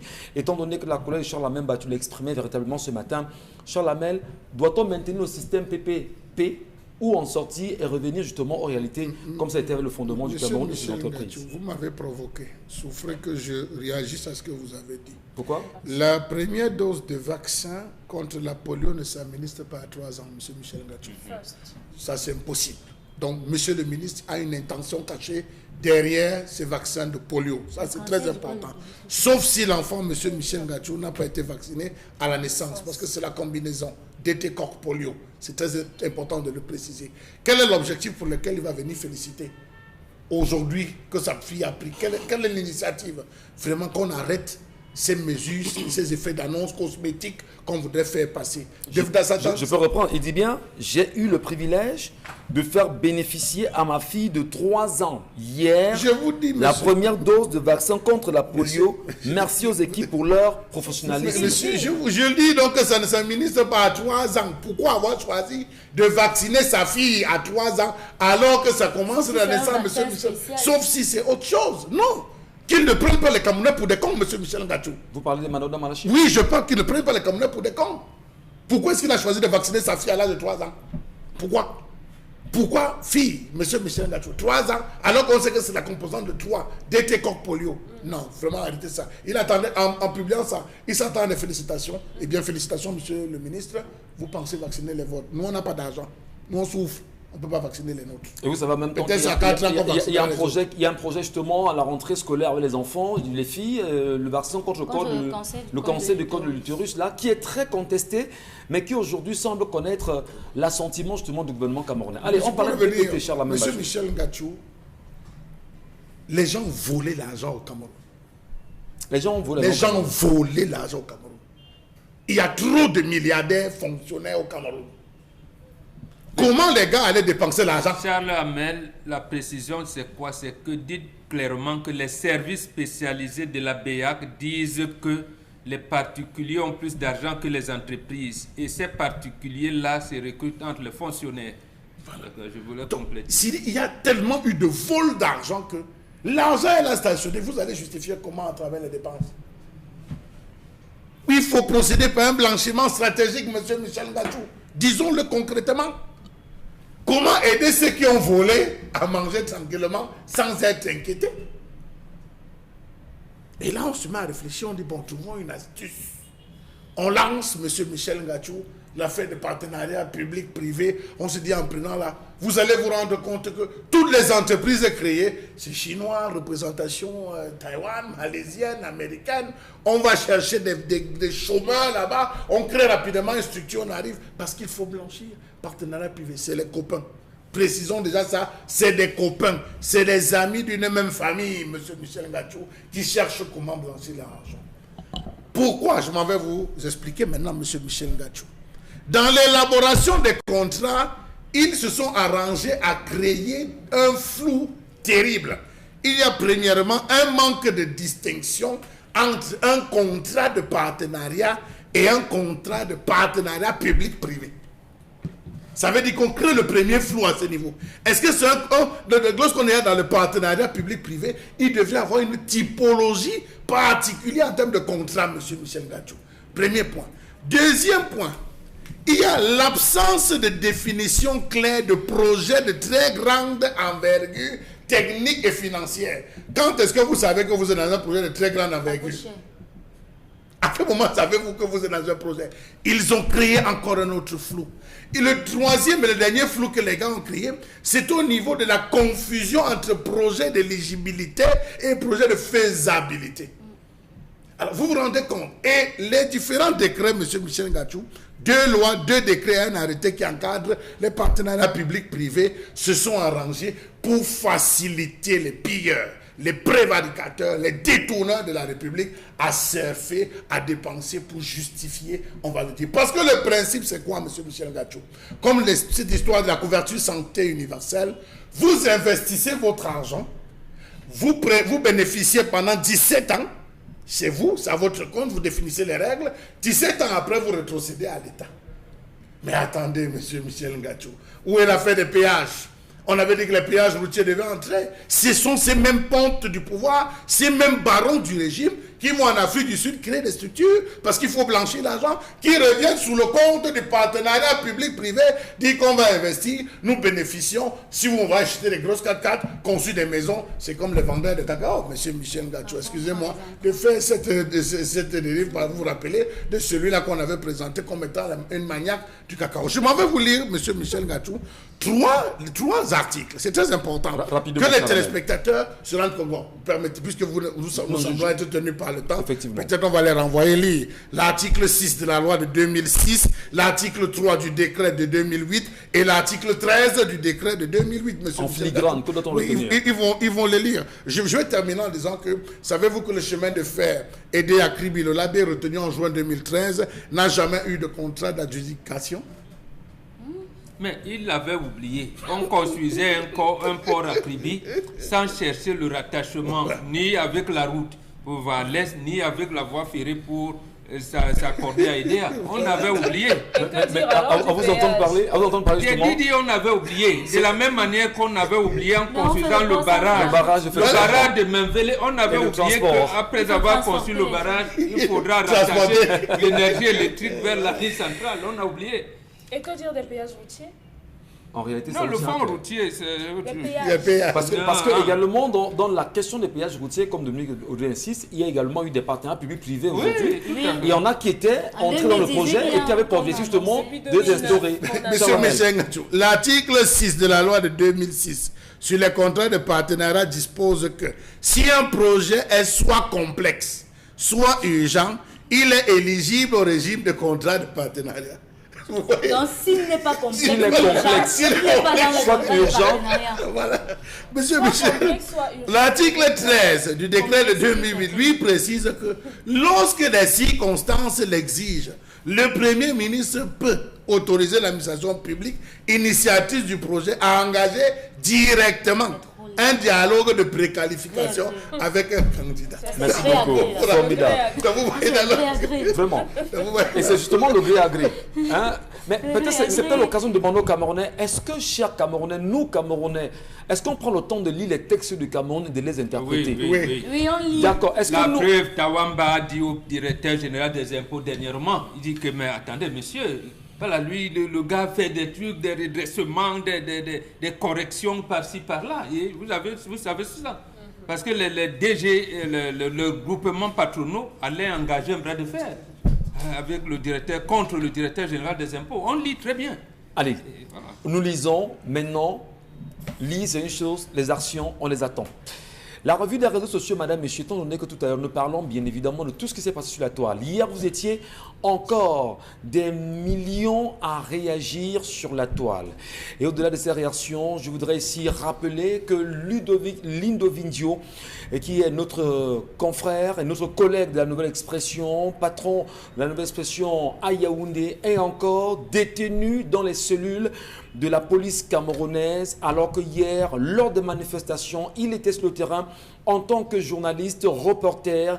Il ne faisait que son travail. Il a été embarqué par la police camerounaise et nous condamnons avec la dernière énergie, tout en nous associant justement au propos du président directeur général du groupe Equinox qui condamne avec la dernière énergie ces arrestations barbares et ces violences qui ont été perpétrées sur ces sujets, notamment sur notre confrère et collègue Rodrigue Ngassi qui hier également en a payé les frais du travail qu'il faisait. Madame, Messieurs, merci de rester des nôtres. En tout cas, hier soir encore, au cours du 20h, on a regardé des images qui nous ont fait froid dans le dos. L'image du Cameroun telle que présentée, la réalité que vous demandez Puisque vous demandez à vivre le Cameroun, nous vous les présentons chaque jour, madame, messieurs. Merci pour votre fidélité. La revue des réseaux sociaux, Karine Sountia, c'est avec vous. Oui, on parle d'abord du président du syndicat des mototaxis, Willy Kenyé, qui réclame 20 millions de francs CFA qui, sensiblement, lui avait été promis par le gouverneur de la région du littoral. Et il n'a pas pu entrer en possession de cet argent et du coup, il réclame cet argent. Maintenant, les internautes, ne sont pas allés de main morte. Il y en a qui disent que donc, il y a même autant d'argent au Cameroun. Donc, à eux les NAM et à nous les motos. Il y en a qui disent tantôt que ça c'est le vivre heureux, mourir jeune. Il y en a qui disent que à malin, malin et demi et ainsi de suite. Donc les commentaires vont bon train sur la toile. Mais ce qu'il faut comprendre, c'est à quel point est-ce que chaque individu est achetable. Les conducteurs de mototaxi ont-ils vendu l'avenir de leurs enfants ou encore ont-ils vendu leurs propres opinions pour de l'argent qu'ils n'ont pas perçu? Voilà la question qu'on se pose. Qui sont ceux qui ne veulent pas voir le Cameroun changer? Qui sont ceux qui ne veulent pas voir le Cameroun prendre une nouvelle courbe? Qui sont ceux qui veulent maintenir le Cameroun dans, on va dire, la noisseur qu'on lui connaît depuis pratiquement 4 décennies aujourd'hui? Qui sont ceux-là qui ne veulent pas voir le jour avec le Cameroun? Peut-être ces images illustratives qui font le tour de la toile depuis hier soir avec ce Willy Kenyé qui, peut-être Dominique Audrey le disait en début d'émission, c'est pas important de parler de lui, mais comment expliquer aujourd'hui, Dominique Audrey, avec ces sujets qui font le tour de la toile, qu'on a des Camerounais qui sont mototaximens, qui ont choisi par dépit de faire ces métiers et qui aujourd'hui choisissent justement d'y vivre et de s'y maintenir?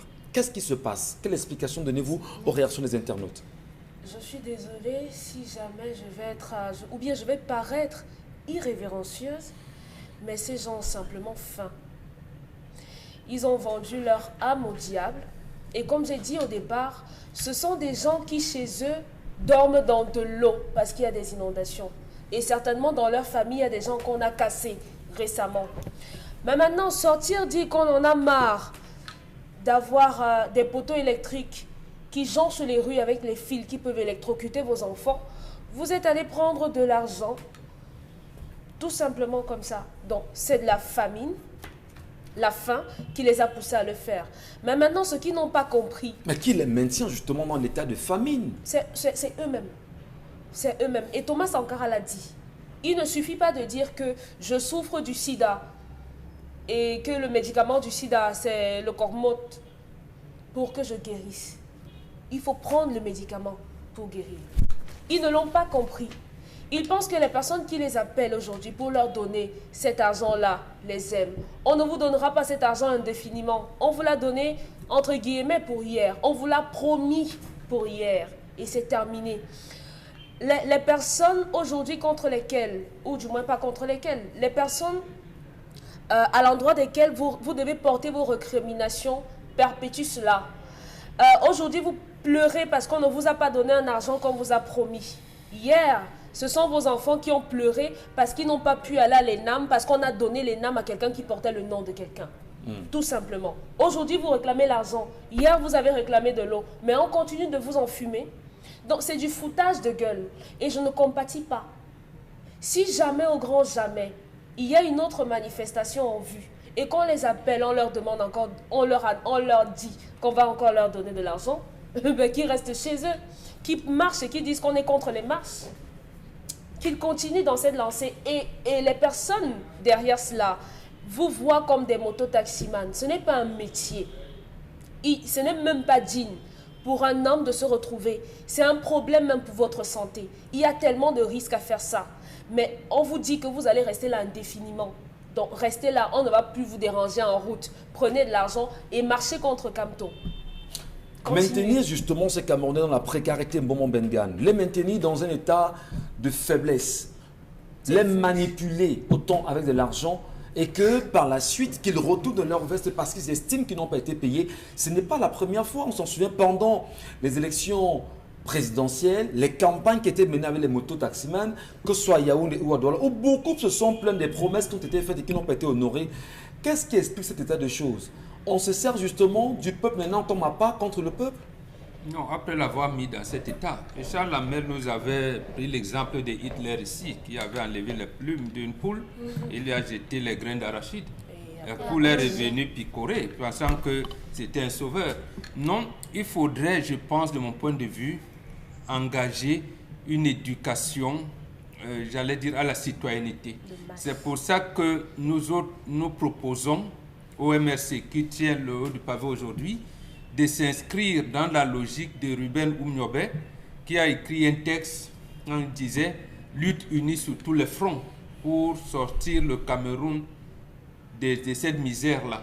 D'ailleurs, son dernier communiqué, hein, on a fait, hein, on va dire, un trait là-dessus. Pourquoi il faut marteler que le système capitalisme mondial, donc le régime du renouveau, ne fait que pérenniser avec l'encadrement de la France, nous amène à une situation telle que les 20% de la population du monde accaparent plus de 80% des richesses du monde, possèdent 80% des voitures du monde entier et consomment 60% de l'énergie produite au monde.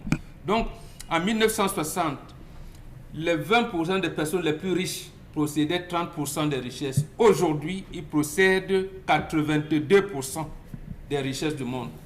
Donc, il faut marteler ça en leur disant, par exemple, que hier, ceux qui nous dirigent, l'essentiel, la plupart de leurs parents étaient des cultivateurs. Il y en avait même qui faisaient les tchoukhets. Il y en avait qui faisaient les bambés. Ils allaient défricher ou porter des sacs chez les Grecs, les Libanais et les Grecs, et ont pu envoyer leurs enfants à l'école, sont devenus ingénieurs, médecins. Et que ces gens-là veulent vous maintenir dans une situation telle que un Ben Sikiner, son fils, ne peut même pas être infirmier. Et il sera comme ça. Or, vous, dans le mototaxi aujourd'hui, vous avez pu avoir au moins votre licence. Il y en a qui ont des maîtrises, des masters, et même des licences professionnelles. Quelqu'un vous dit qu'il a une licence professionnelle en transit, en comptabilité, comment vous appelez ça, en logistique et transport.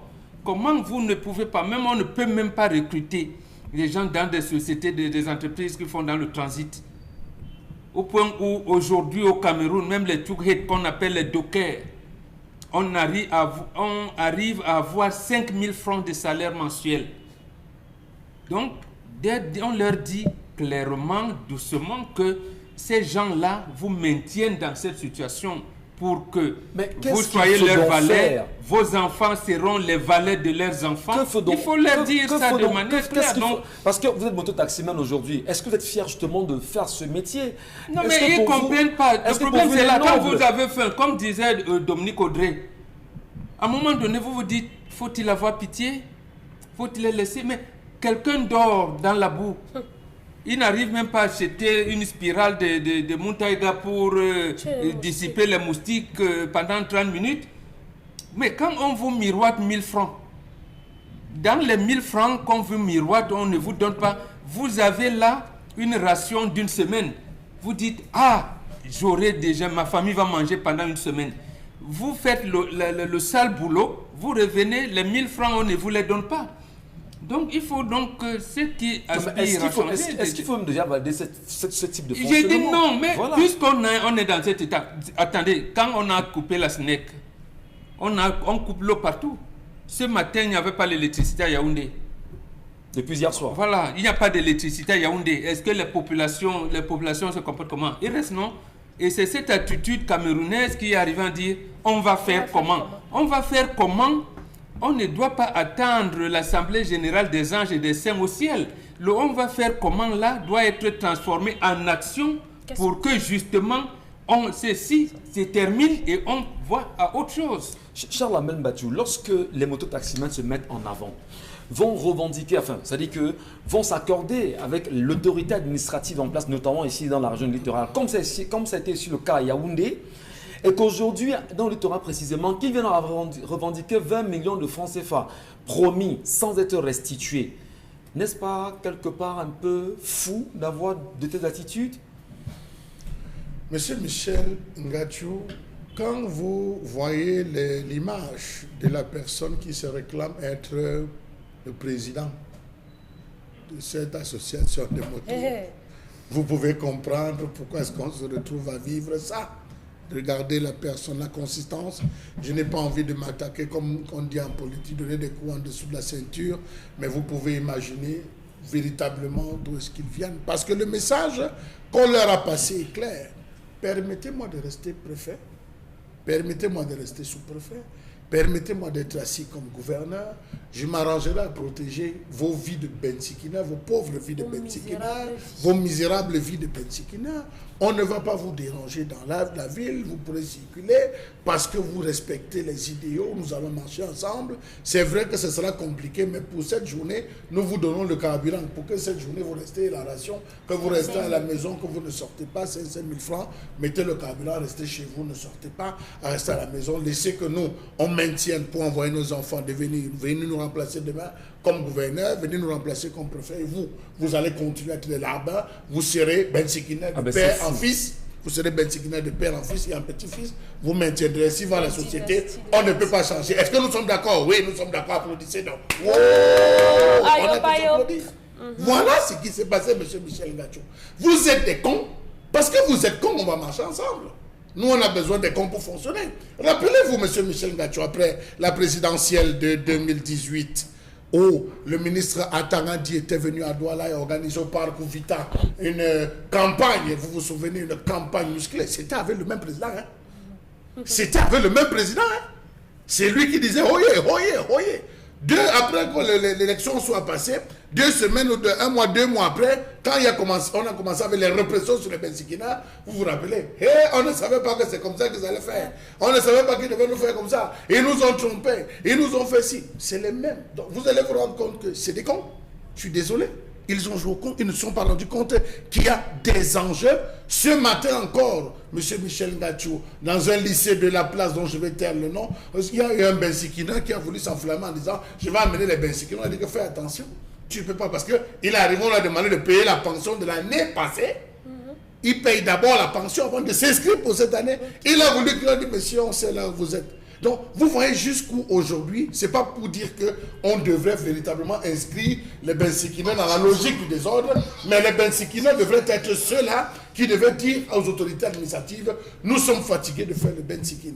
Nous sommes exposés à des problèmes pulmonaires. Nous sommes exposés à des problèmes de Renault à travers la position sur la moto. Nous avons des compétences, nous avons des diplômes, nous sommes des personnes qualifiées, on a besoin de travail. Arrêtez de nous appeler de faire ce qui... Permettez-nous, nous aussi, de pouvoir goûter aux fruits du miel. Ce langage, donné de manière directe à ces différentes personnes, vous aurez compris. Mais étant donné que c'est le gombo, parce que vous allez voir, ces présidents qui sont allés, on leur a donné l'argent de rentrer partager aux autres membres de l'association, ont-ils déclaré? Vous entendrez d'ici là, ce n'est que la suite, la première phase de l'affaire.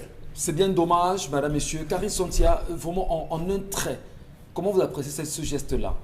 J'apprécie ce geste de la part des larbins qui ont fini par se fouler même la cheville. On appelle ça, c'est l'expression, se mettre le doigt dans l'œil en pensant que vous êtes trop intelligent, vous avez rencontré plus intelligent que vous. Et c'est délicat parce qu'on a affaire aux personnes qu'on côtoie au quotidien et une personne les représente en disant qu'il est le président mais qui n'arrive pas à défendre leurs intérêts. Et dans tout cela, qu'est-ce qu'il a demandé par rapport à leurs conditions? Quoi? Qu'ils ne vont pas payer, ils ne vont pas avoir tous les documents nécessaires pour fonctionner dans la rue. Mais je vous dis que très bientôt, au début de l'année, là, vous allez payer. Vous allez payer toutes les taxes qu'on vous demande à vous, les conducteurs de moto-taxi. Vous allez avoir votre carte grise, c'est ça, non? L'assurance. Votre carte grise, l'assurance, tout ce qu'on vous demande là, vous la allez patente. Décembre arrive et ce ne sera pas seulement le gouverneur, il y aura la police municipale accompagnée. Donc, vous allez lire l'heure. Ils lisent déjà l'heure. Mais le langage est fort, il y en a qui disent que vous allez lire sur le sol mouillé. Je ne sais pas ce que ça veut dire. Lire le, ça veut dire quoi? Non, bah, ils vont lire. Ça n'existait pas. Non, la jeunesse, vous savez, le Cameroun a la capacité justement à créer de très belles expressions et c'est l'expression qui a le vent en poupe en ce moment. Vous allez lire sur le sol mouillé. Merci beaucoup. Allez, autre sujet qui nous interpelle ce matin, madame, messieurs, Karine Sontia, la revue des réseaux sociaux, des images en même temps, vous nous avez fait savoir qui vous ont intéressé. Oui, le bilan de la marche d'hier, on peut dire ce qu'on peut dire, mais il y a eu des marcheurs il n'y a pas eu marche, mais il y a eu des marcheurs parce que plusieurs d'entre eux ont été interpellés, certains ont été arrêtés. Il y a des images qui font le tour de la toile, qui montrent des personnes arrêtées, interpellées, en train de chanter, qui sont obligées de chanter Paul Biya, notre président, parce que dans les marches, parfois, il y a des chansons. Il y a un policier qui fait une vidéo dans laquelle il est très content d'avoir fait cette capture-là. Il y a d'autres images sur la toile qui montrent des gens qui sont en train de fuir la police, de fuir la police, qui verse de l'eau, vous appelez ça de l'eau quoi? De l'eau de Mami Wata sur les gens, qui jettent du gaz lacrymogène sur les manifestants. On voit bien que c'est la débandade totale entre ceux qui s'enfuient, ceux qui étaient seulement là à moto et autres. Il y a même des images des arrestations, certaines personnes qui ont été arrêtées, brutalisées au carrefour d'Okoti, qui font aussi le tour de la toile depuis hier. Maintenant, il y a eu marche ou pas, il y a eu des marcheurs quand même. Allez, c'est des images qui font le tour de la toile, madame, messieurs. Depuis hier soir, vous le savez, il y a des milliers, justement, de captures d'écran. Et on le sait très bien, les images qui sont en ce moment visibles, on le fait savoir quand même, c'est dans le sud. Hein. Je me trompe. Oui, il y avait Maman Pilon. Oui. La dame qui est là-bas, on l'appelle Maman Pilon. Et c'est dans le sud. Alors, malheureusement, pour le jeune policier qui est en vue, aujourd'hui, il est devenu la cible des Camerounais qui veulent, comme on aime le dire, on a envie de le manger véritablement. Est-ce que c'est pas dangereux de s'exposer comme ça lorsqu'on est force de maintien de l'ordre? Monsieur Michel Ngatou, je pense qu'il devrait être d'abord radié du corps de la police. Pourquoi? Parce que des opérations, là vous voyez, il est en cagoule, il est censé être en cagoule, il a volontairement, il n'était pas en faim, il a enlevé lui-même sa cagoule pour démontrer son visage. Pour démontrer son visage, parce que ces gars opèrent déjà en cagoule. Première chose, il a démontré. Deuxième chose, monsieur Michel Ngatou, je n'ai jamais vu, la police est censée être neutre.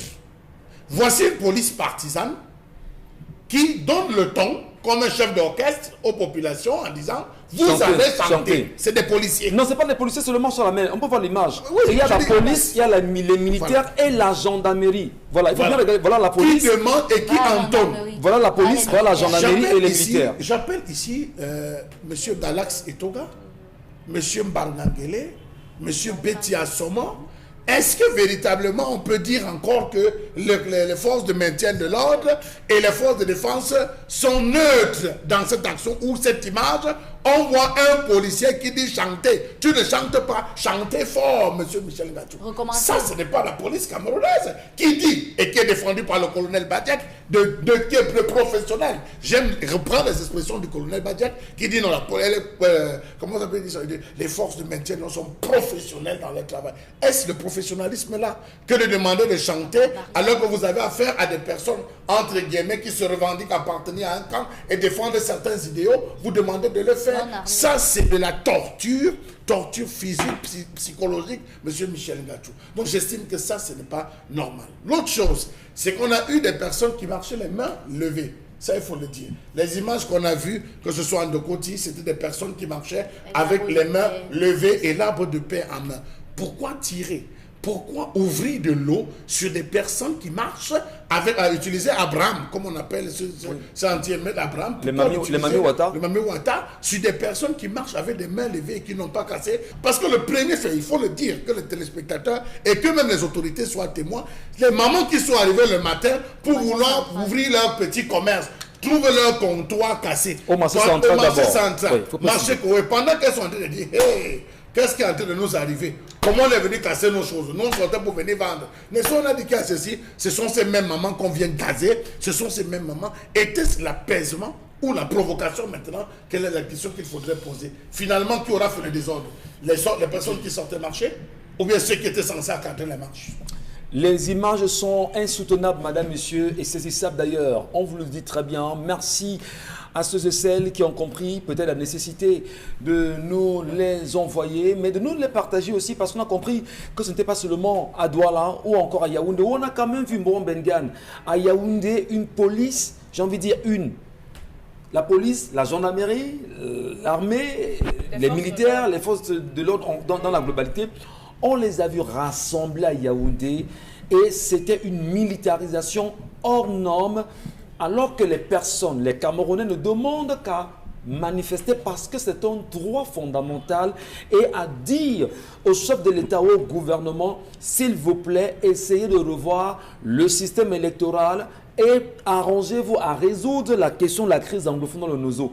Comment expliquer cela à travers les images que nous regardons à l'instant? Vous savez, lorsque nos forces de maintien de l'ordre auront l'expérience que Amadou Toumani Touré a raconté ici à Douala, dans un hôtel La Place, lorsqu'ils ont renversé Moussa Traoré, je pense qu'ils vont réviser leur position. Ils vont réviser leur position en ceci qu'on ne leur demande pas de faire un coup d'État, mais on leur demande d'appliquer les cours des droits de l'homme qu'on leur dispense dans leurs unités de formation, simplement. Donc, ils ne doivent pas choisir un camp. Ils sont là, ils veulent, c'est-à-dire, on dit quoi? Les forces de maintien de l'ordre combattent le banditisme, mais lorsqu'il y a le banditisme, à essayer de les appeler. Ils n'ont pas de carburant. Ils n'ont pas de carburant. Ils sillonnent les routes. Ils ont eu à arrêter des gens, procéder à des rafles, des arrestations ici à Douala seulement, à Makeya, où les bandits leur disent aux populations, on revient demain, et ils vont là-bas auprès de ces forces de maintien de l'ordre, les libèrent, ils viennent encore. Donc, est-ce à dire que ces forces de maintien de l'ordre entretiennent des gangs dans des quartiers et veulent terroriser des citoyens, j'allais dire pacifiques? On ne sait pas, on s'interroge. Or, on ne devrait pas s'interroger. Mais je vous relance sur la question. Est-ce qu'à l'image de tout ce qu'on a regardé hier, la dictature fait encore peur aux Camerounais? Non, justement non. Parce que ce qui s'est passé hier, je pense qu'on ne revenait pas dessus, parce que les initiateurs de la marche ont gagné. Les Camerounais ont vaincu la peur. Maintenant, ils savent, dans l'analyse des forces en présence, ils avaient à résoudre l'équation, par exemple, devons-nous transformer notre corps humain en chair à canon, ou alors essayer quand même de dire à ces forces de maintien de l'ordre que non, vous-même ça vous concerne. Je pense qu'ils ont pris l'option de dire vous-même ça vous concerne. Donc la prochaine étape sera déterminante, ou alors les prochaines étapes seront déterminantes. La première étape, c'est seulement pour prendre l'atmosphère et repréciser les choses. Repréciser les choses, ça veut dire quoi? Ça veut dire qu'en fait, la marche, d'abord à Yaoundé, on a dit qu'on convergeait vers la poste centrale. Je ne pense pas que le président de la République réside à la poste centrale où on viendrait le déloger. Donc c'était une marche d'indignation, ne peut pour dire nous ne voulons plus ce qui se passe là. Le Nozo, le code électoral et un certain nombre d'autres choses. Donc, en fait, si nous avons vraiment les forces de maintien de l'ordre républicain, ils vont se rendre donc compte que leur hiérarchie ne leur est pas dit la vérité. Ça veut dire qu'on ne venait pas pour faire un coup d'État. On ne venait pas. Les marches, ce n'était pas pour faire un coup d'État. Ce n'était pas une insurrection populaire pour renverser le régime. C'était un moment de conscientisation pour amener le peuple à commencer à prendre les paliers de pouvoir. Cette conscientisation qu'on ne veut pas. Donc, cette conscientisation, cette éducation citoyenne qui fait problème aujourd'hui? Oui, absolument. Mais je vous dis, il y a eu une cassure entre 1992 et 2018. Je parle des élections présidentielles. Lorsque, à un moment donné, 1997 et 2004, l'opposition camerounaise n'a pas montré les signes de continuer le combat engagé dans le début des années 90, elle a donné l'image d'avoir trahi le peuple. Maintenant, un autre embryon est en train de se former pour montrer la confiance qu'on peut gouverner autrement. Et c'est cet embryon-là qui est en train de se former, qui sera un œuf qui va mûrir et qui va accoucher quelque chose. Et lorsqu'on est agent de maintien de l'ordre, lorsqu'on est policier, lorsqu'on est gendarme, lorsqu'on est également militaire et que l'on s'emploie à avoir une telle barbarie sur les Camerounais qui ne demandent qu'à manifester en réalité parce que c'est leur droit de Camerounais, étant donné que la Constitution l'encadre au Cameroun et que les conventions internationales sont ratifiées par l'État du Cameroun, regardez des policiers, militaires et gendarmes conjointement menacer, torturer, humilier des Camerounais pareillement, n'est-ce pas de nature à davantage remuer le couteau dans la plaie parce que, dit-on, les prochaines manifestations risquent d'être plus sérieuses que ce qu'on a eu hier de Mikodo. C'est clair, Michel Gachou. Thomas Sankara, à son époque, disait qu'un militaire sans formation politique est qu'un criminel en puissance. Et l'on ne devient que ce que l'on connaît. Allez comprendre ce que ça signifie. Il faudrait que nos forces de maintien de l'ordre aient une formation, une bonne formation. En dehors, vous êtes sûr on met ça bien dans leur tête? Ils ont une bonne formation. Ça veut donc dire que c'est l'ordre de mission exact des ordres qui sont donnés qui diffèrent, mais ils ont une bonne formation. On ne peut pas douter. La preuve, toute la sous-région vient se former au Cameroun. C'est lorsqu'il s'agit de descendre qu'on leur donne des ordres particuliers. Peut-être au-delà de la formation, il faut quand même au-delà justement mettre l'humain au centre de tout intérêt quand même. Mais qu'est-ce qui explique cette attitude-là? Mais la hiérarchie, ils ont, dans les forces de défense et de sécurité, on dit, vous n'obéissez qu'à un seul chef. C'est tout. C'est tout. C'est ça qui en donne ça. Donc, ils ne peuvent pas désobéir aux ordres de la hiérarchie. Ça va même s'il est question des humains en face. Oui, donc, à côté de ça, j'ai envie d'adresser mon respect, parce que j'en ai pour cette maman Pilon, la mère qui dit qu'elle va piler le régime là. Vraiment, j'ai de l'admiration pour cette femme parce qu'elle est vraiment courageuse. Elle reste droite dans ses bottes. Peu importe les coups, Michel Gachou. Peu importe les seaux d'eau avec le haricot sauvage là-dedans. Peu importe les bombes lacrymogènes qu'on va lancer, Thomas Sankara a encore dit une fois, on peut tuer l'homme, mais on ne peut pas tuer ses idées. Vous les faites chanter aujourd'hui, ayop ayop, tout ce que vous voulez, mais ce n'est que de la bouche, parce que même la Bible le dit. Ces populations, ce peuple ne me prie que du bout des lèvres, mais dans le cœur, ce n'est pas ça. Donc vous aurez beau les faire danser même sur cette musique. Au fond, ce ne sera pas ça. S'il y a autre chose, ces personnes ressortiront encore et vous serez las de les faire chanter. Au-delà justement de ce que vous dites, il y a l'image justement de Maman Pilon à même le sol, humiliée, bastonnée, gazée. Elle pourrait être leur mère. Et comment expliquer ça? Parce que c'est la Camerounaise qui est humiliée et qui aujourd'hui est montrée en Mondovision. Ouais. Comment dira-t-on demain que les Camerounais eux-mêmes ne font rien pour sauvegarder la belle image du Cameroun? Lorsque c'est la femme qui est celle qui porte la vie, justement Karine Santia, et qui est au devant des revendications. Et les femmes justement qu'on attendait depuis un petit moment, voilà une femme, malgré celle de More Woman politique, qui il y a 2 jours nous présentait un certain nombre de faits, voilà une dame que l'on humilie. Est-ce que les femmes devraient jusqu'à présent rester muettes face à une telle humiliation, y compris même les organisations féministes? C'est justement pour ça que les femmes étaient dehors hier. Parce qu'il ne faut pas être muette. Pendant longtemps, elles ont cru que les hommes qui nous dirigeaient avaient la science infuse, avaient toute la connaissance qu'il faut pour nous diriger. Et à un moment, elles se sont rendues compte que le fait seulement d'aller au marché avec 3 000 francs et ne pas pouvoir satisfaire votre maisonnée, ça commence à devenir un problème. Et ces mamans-là qui sont dehors, je ne pense pas que leur problème, c'est le code électoral. Non. Je ne pense pas que son problème, le problème de cette maman-là, c'est qu'on modifie le code électoral. C'est certainement que la vie est devenue trop chère et qu'elle n'en peut plus. Et maintenant, elle se fait gazéifier parce qu'elle n'est pas d'accord par rapport à la cherté de la vie, par exemple. Vous vous rappelez qu'en 2008, quand les gens étaient dehors, il y avait tellement de femmes parmi. C'était pas que les hommes, il y avait les femmes. C'est pour ça que je dis souvent que les révolutions qui se font dans le monde ne sont pas des révolutions qui sont adoptées à un sexe. Quand les gens marche dans la rue, on ne cherche plus le sexe de qui marche, on cherche la possibilité que les choses changent après ce que cette manifestation aura apporté. Et dans la rue hier, il y avait des femmes, plusieurs d'entre elles ont subi la même chose que cette maman, ont été arrêtées, plusieurs même pendant le mouvement Stand Up for Cameroun aujourd'hui ont été déférées à la prison de Nouvelle.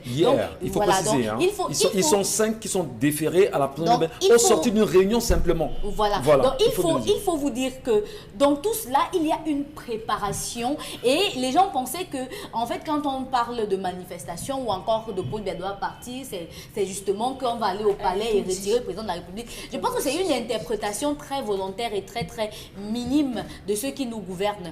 Et dans cette manifestation, ils vous disent quand même qu'ils reconnaissent qu'il y a un certain nombre de choses qu'il faut changer, mais on est en processus et dans 38 ans quand un processus est enclenché, soit il est périmé, donc il est dépassé dans le temps, 38 ans après, il est dépassé, il faut reprendre un nouveau processus, soit alors on abandonne et on donne à quelqu'un d'autre. C'est comme ça que ça se passe dans le monde. Après 10 ans, on change de carte nationale d'identité. Après 10 ans, normalement, on devrait être en train de penser autre chose, pas en train de repenser la décentralisation. C'est pourquoi les gens sont dans la rue en disant que vous ne pouvez pas ne pas nous donner quelque chose pendant 38 ans et penser qu'en un mois, vous allez tout faire et que vous allez résoudre le problème. Charles Amenbatou, on a également vu, à travers, au-delà de ces images renvoyées sur ce matin, on a vu des Camerounais mobilisés, que ce soit à Bafang, à Baram, pour ne citer que ces deux localités. On a vu ces Camerounais mobilisés justement dans le sud et qui ont été rapidement retenus par la police, la gendarmerie et l'armée de ce côté. On a vu à Yaoundé également certains qui ont tenté tant bien que mal de manifester. Et ce n'était pas seulement une affaire de douane de Yaoundé. L'Ouest également était dans la danse. Bamenda a manifesté véritablement. Malmayo également, il y avait des manifestations un peu de partout.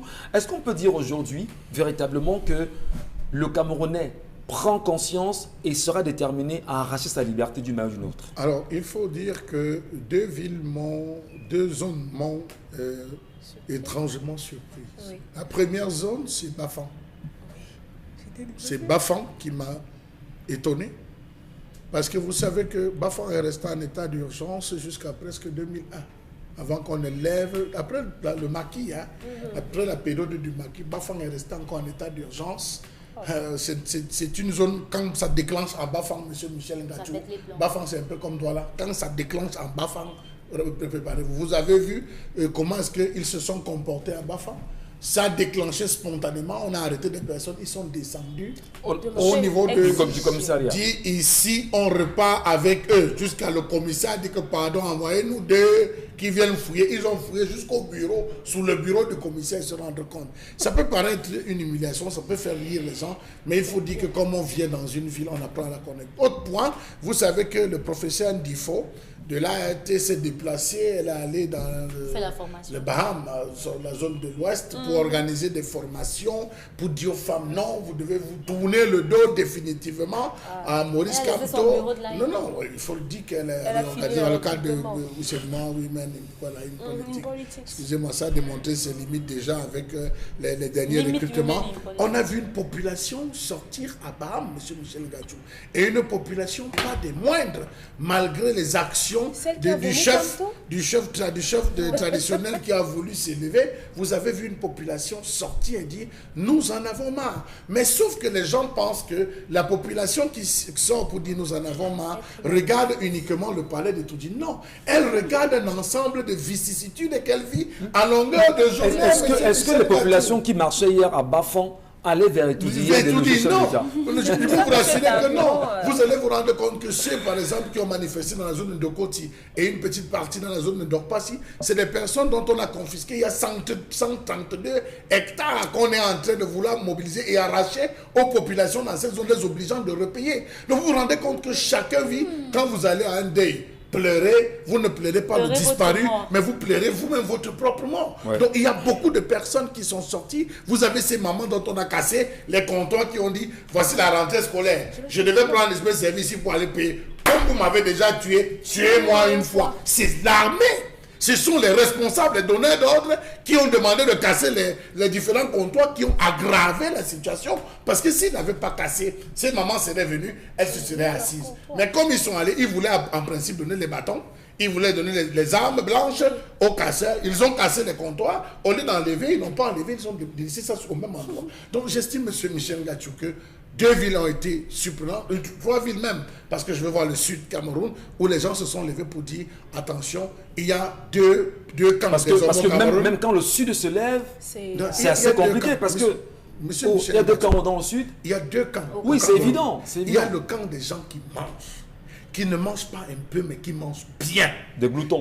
Non, pas des gloutons, M. Michel. Permettez qu'on dise comme des gourmands. Non, on dit on dit les gourmands. Vous dites gourmands, non, on dit les gourmands, pour que vous compreniez un peu pourquoi on met le grue. La profondeur. La profondeur, M. Michel Ngatou. Et vous avez le camp de ce camp, là où vous et moi nous appartenons, le camp des souffreteurs, le camp des personnes qui ne sont qu'à 2 doigts de la tombe. Nous, on marche avec nos cercueils, nous marchons avec nos tombes déjà creusées. blessé, parce qu'à tout moment là où le paludisme t'attrape, tu n'es pas sûr d'être soigné, tu es sûr rapidement, monsieur Michel Gachou, d'être englouti. Bravo à ces villes, parce qu'on a pu découvrir quelque chose, on a pu voir qu'elles souffrent, vivement que les autorités administratives, désormais, se tournent pour essayer de savoir qu'est-ce qui ne va pas dans ces villes. Elles ont cru que c'était Paul Biya doit partir, et tous au palais, mais c'était poste central, et je pense bien qu'à Bafang, c'était au Carrefour Pachi. Oui, les lieux, si vous connaissez l'histoire du Carrefour Pachi, monsieur Michel Gachou, les populations ne se dirigent pas vers n'importe quel lieu, ce sont des lieux chargés d'histoire. On parlait de nationalisme hier, c'est des lieux qu'il faut mettre en valeur pour que les enfants se souviennent de ces différentes marches. Vous vous rappelez que le 22 décembre 2018, bon, si mes souvenirs sont exacts, c'était la date où les Takoubeng étaient sortis. Le 22 décembre, les Takoubeng étaient sortis. Donc calculez 22 décembre, 22 septembre et 22 septembre encore, l'année dernière, les Takoubeng sont sortis après qu'on ait eu à tirer sur les enfants. Elles sont sorties avec l'arbre de paix dans la bouche, avec les tenues rouges bien habillées, et nous sommes encore le 22 septembre. En qualité d'Africains, en qualité de Camerounais, en qualité de fils justement de chaque localité, nous sommes fiers parce que c'est le Cameroun d'abord et les tribus après. On a vu ces jours-ci sur la toile circuler une lettre signée des rois Banganté ou les rois du Ndé. Et on s'est posé la question de savoir finalement, est-ce que ces rois du Ndé représentent-ils justement la volonté du peuple du Ndé? On a vu justement ces rois signer ces lettres et dire qu'ils ne veulent pas qu'il y ait de marche pacifique dans les différents villages du Ndé. On se demande finalement, depuis quand les chefs traditionnels sont impliqués dans les questions politiques? Est-ce que ce n'est pas aujourd'hui? La preuve, qu'en s'y impliquant justement, Charles, me permettez, c'est pas la preuve aujourd'hui qu'en s'y impliquant justement, la chefferie a autant manipulé. Et on se sert de la chefferie pour tout faire, pour distraire le peuple et l'écarter même des réalités traditionnelles. Bon, Bengam. Il n'avait pas d'en-tête. Les chefs ne se sont pas reconnus dedans. C'est ce que je voulais apporter comme précision, parce qu'il n'y avait pas d'en-tête. Donc, on a parlé d'imitation des signatures. On parle d'imitation des signatures. Le problème aujourd'hui, c'est que les chefs ont choisi le mauvais côté. C'est ça qu'il faut dire.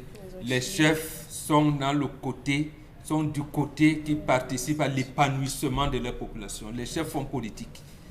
Je pense que l'Union des populations du Cameroun a changé, a modifié ses statuts la première fois en avril 1950, parce qu'il n'y avait que le secrétaire général. C'est en 1950 qu'on a choisi le poste de président du parti et on l'a confié à un chef, Djoumessi Mathias, lors du congrès de Tchang.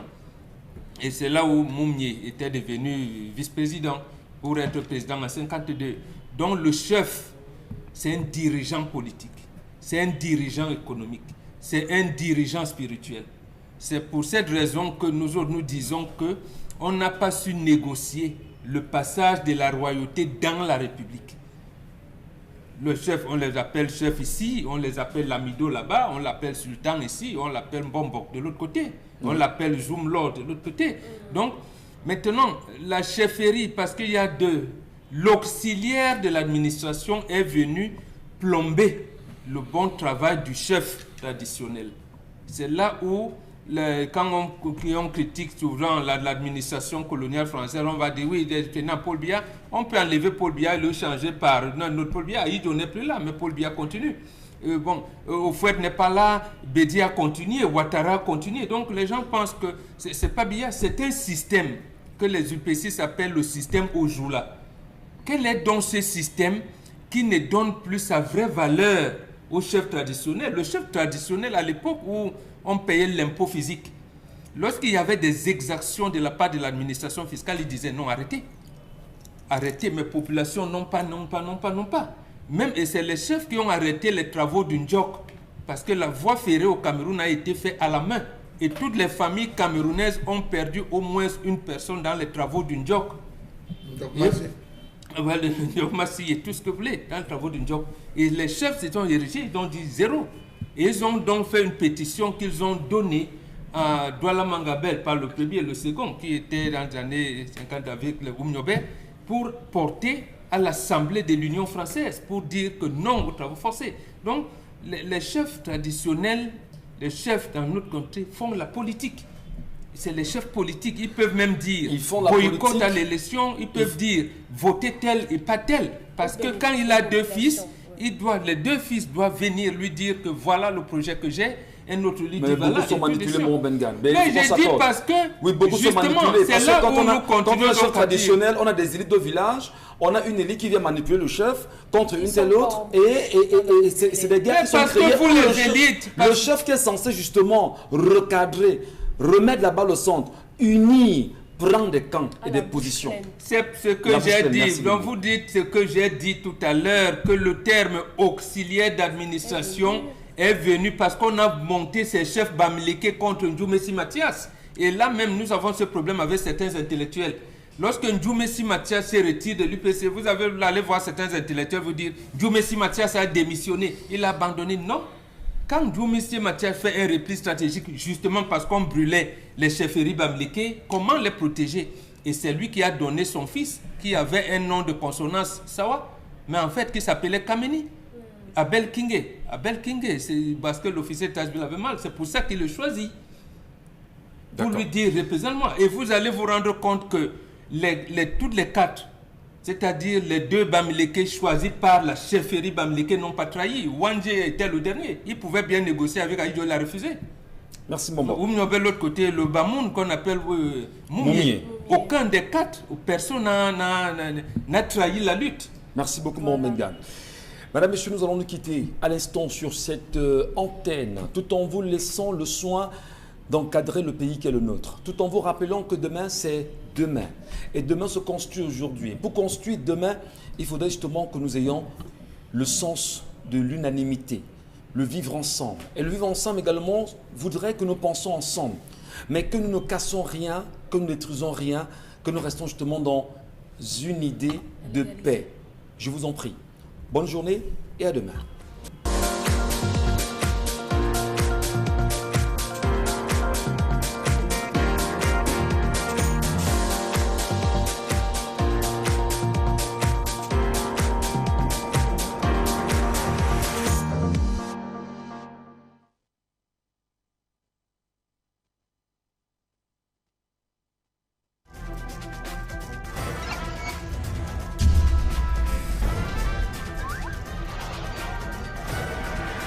Equinox Télévision, au-delà de l'image, nous rendons compte. De lundi à vendredi sur Equinox Télévision. De lundi à vendredi sur Equinox Télévision. Mon ami, je l'ai précisé. Oui, nous sommes. Mais nous avons un problème de vision. Vous comprenez? Et il me donne chaque fois l'opportunité de lui contrecarrer. Dans un Cameroun qui ne finit pas de bouger, dans un Cameroun qui se complexifie et sans parti pris, ils sont hommes politiques, hommes de science. Nous, on condamne, n'est-ce pas, avec toute l'énergie, l'assassinat, n'est-ce pas, de ces personnes. Ou même l'assassinat d'un militaire, ou même d'un ambassade. Oui, vous comprenez. Vous comprenez. Comme le maire de... Oui, we condemn. Nobody wants anybody to die. Merci beaucoup. So, but what I want us to note this evening is that I made it clear that maybe the top of the military, they can understand international humanitarian law. Ils vous donnent rendez-vous tous les soirs pour mieux comprendre les enjeux de l'heure. Equinox Soir, c'est 2 heures de décryptage quotidien et en direct de l'actualité. Equinox Soir, c'est 4 invités, une thématique, un modérateur. C'est Jalan Otou sur Equinox Télévision. L'Europe vient de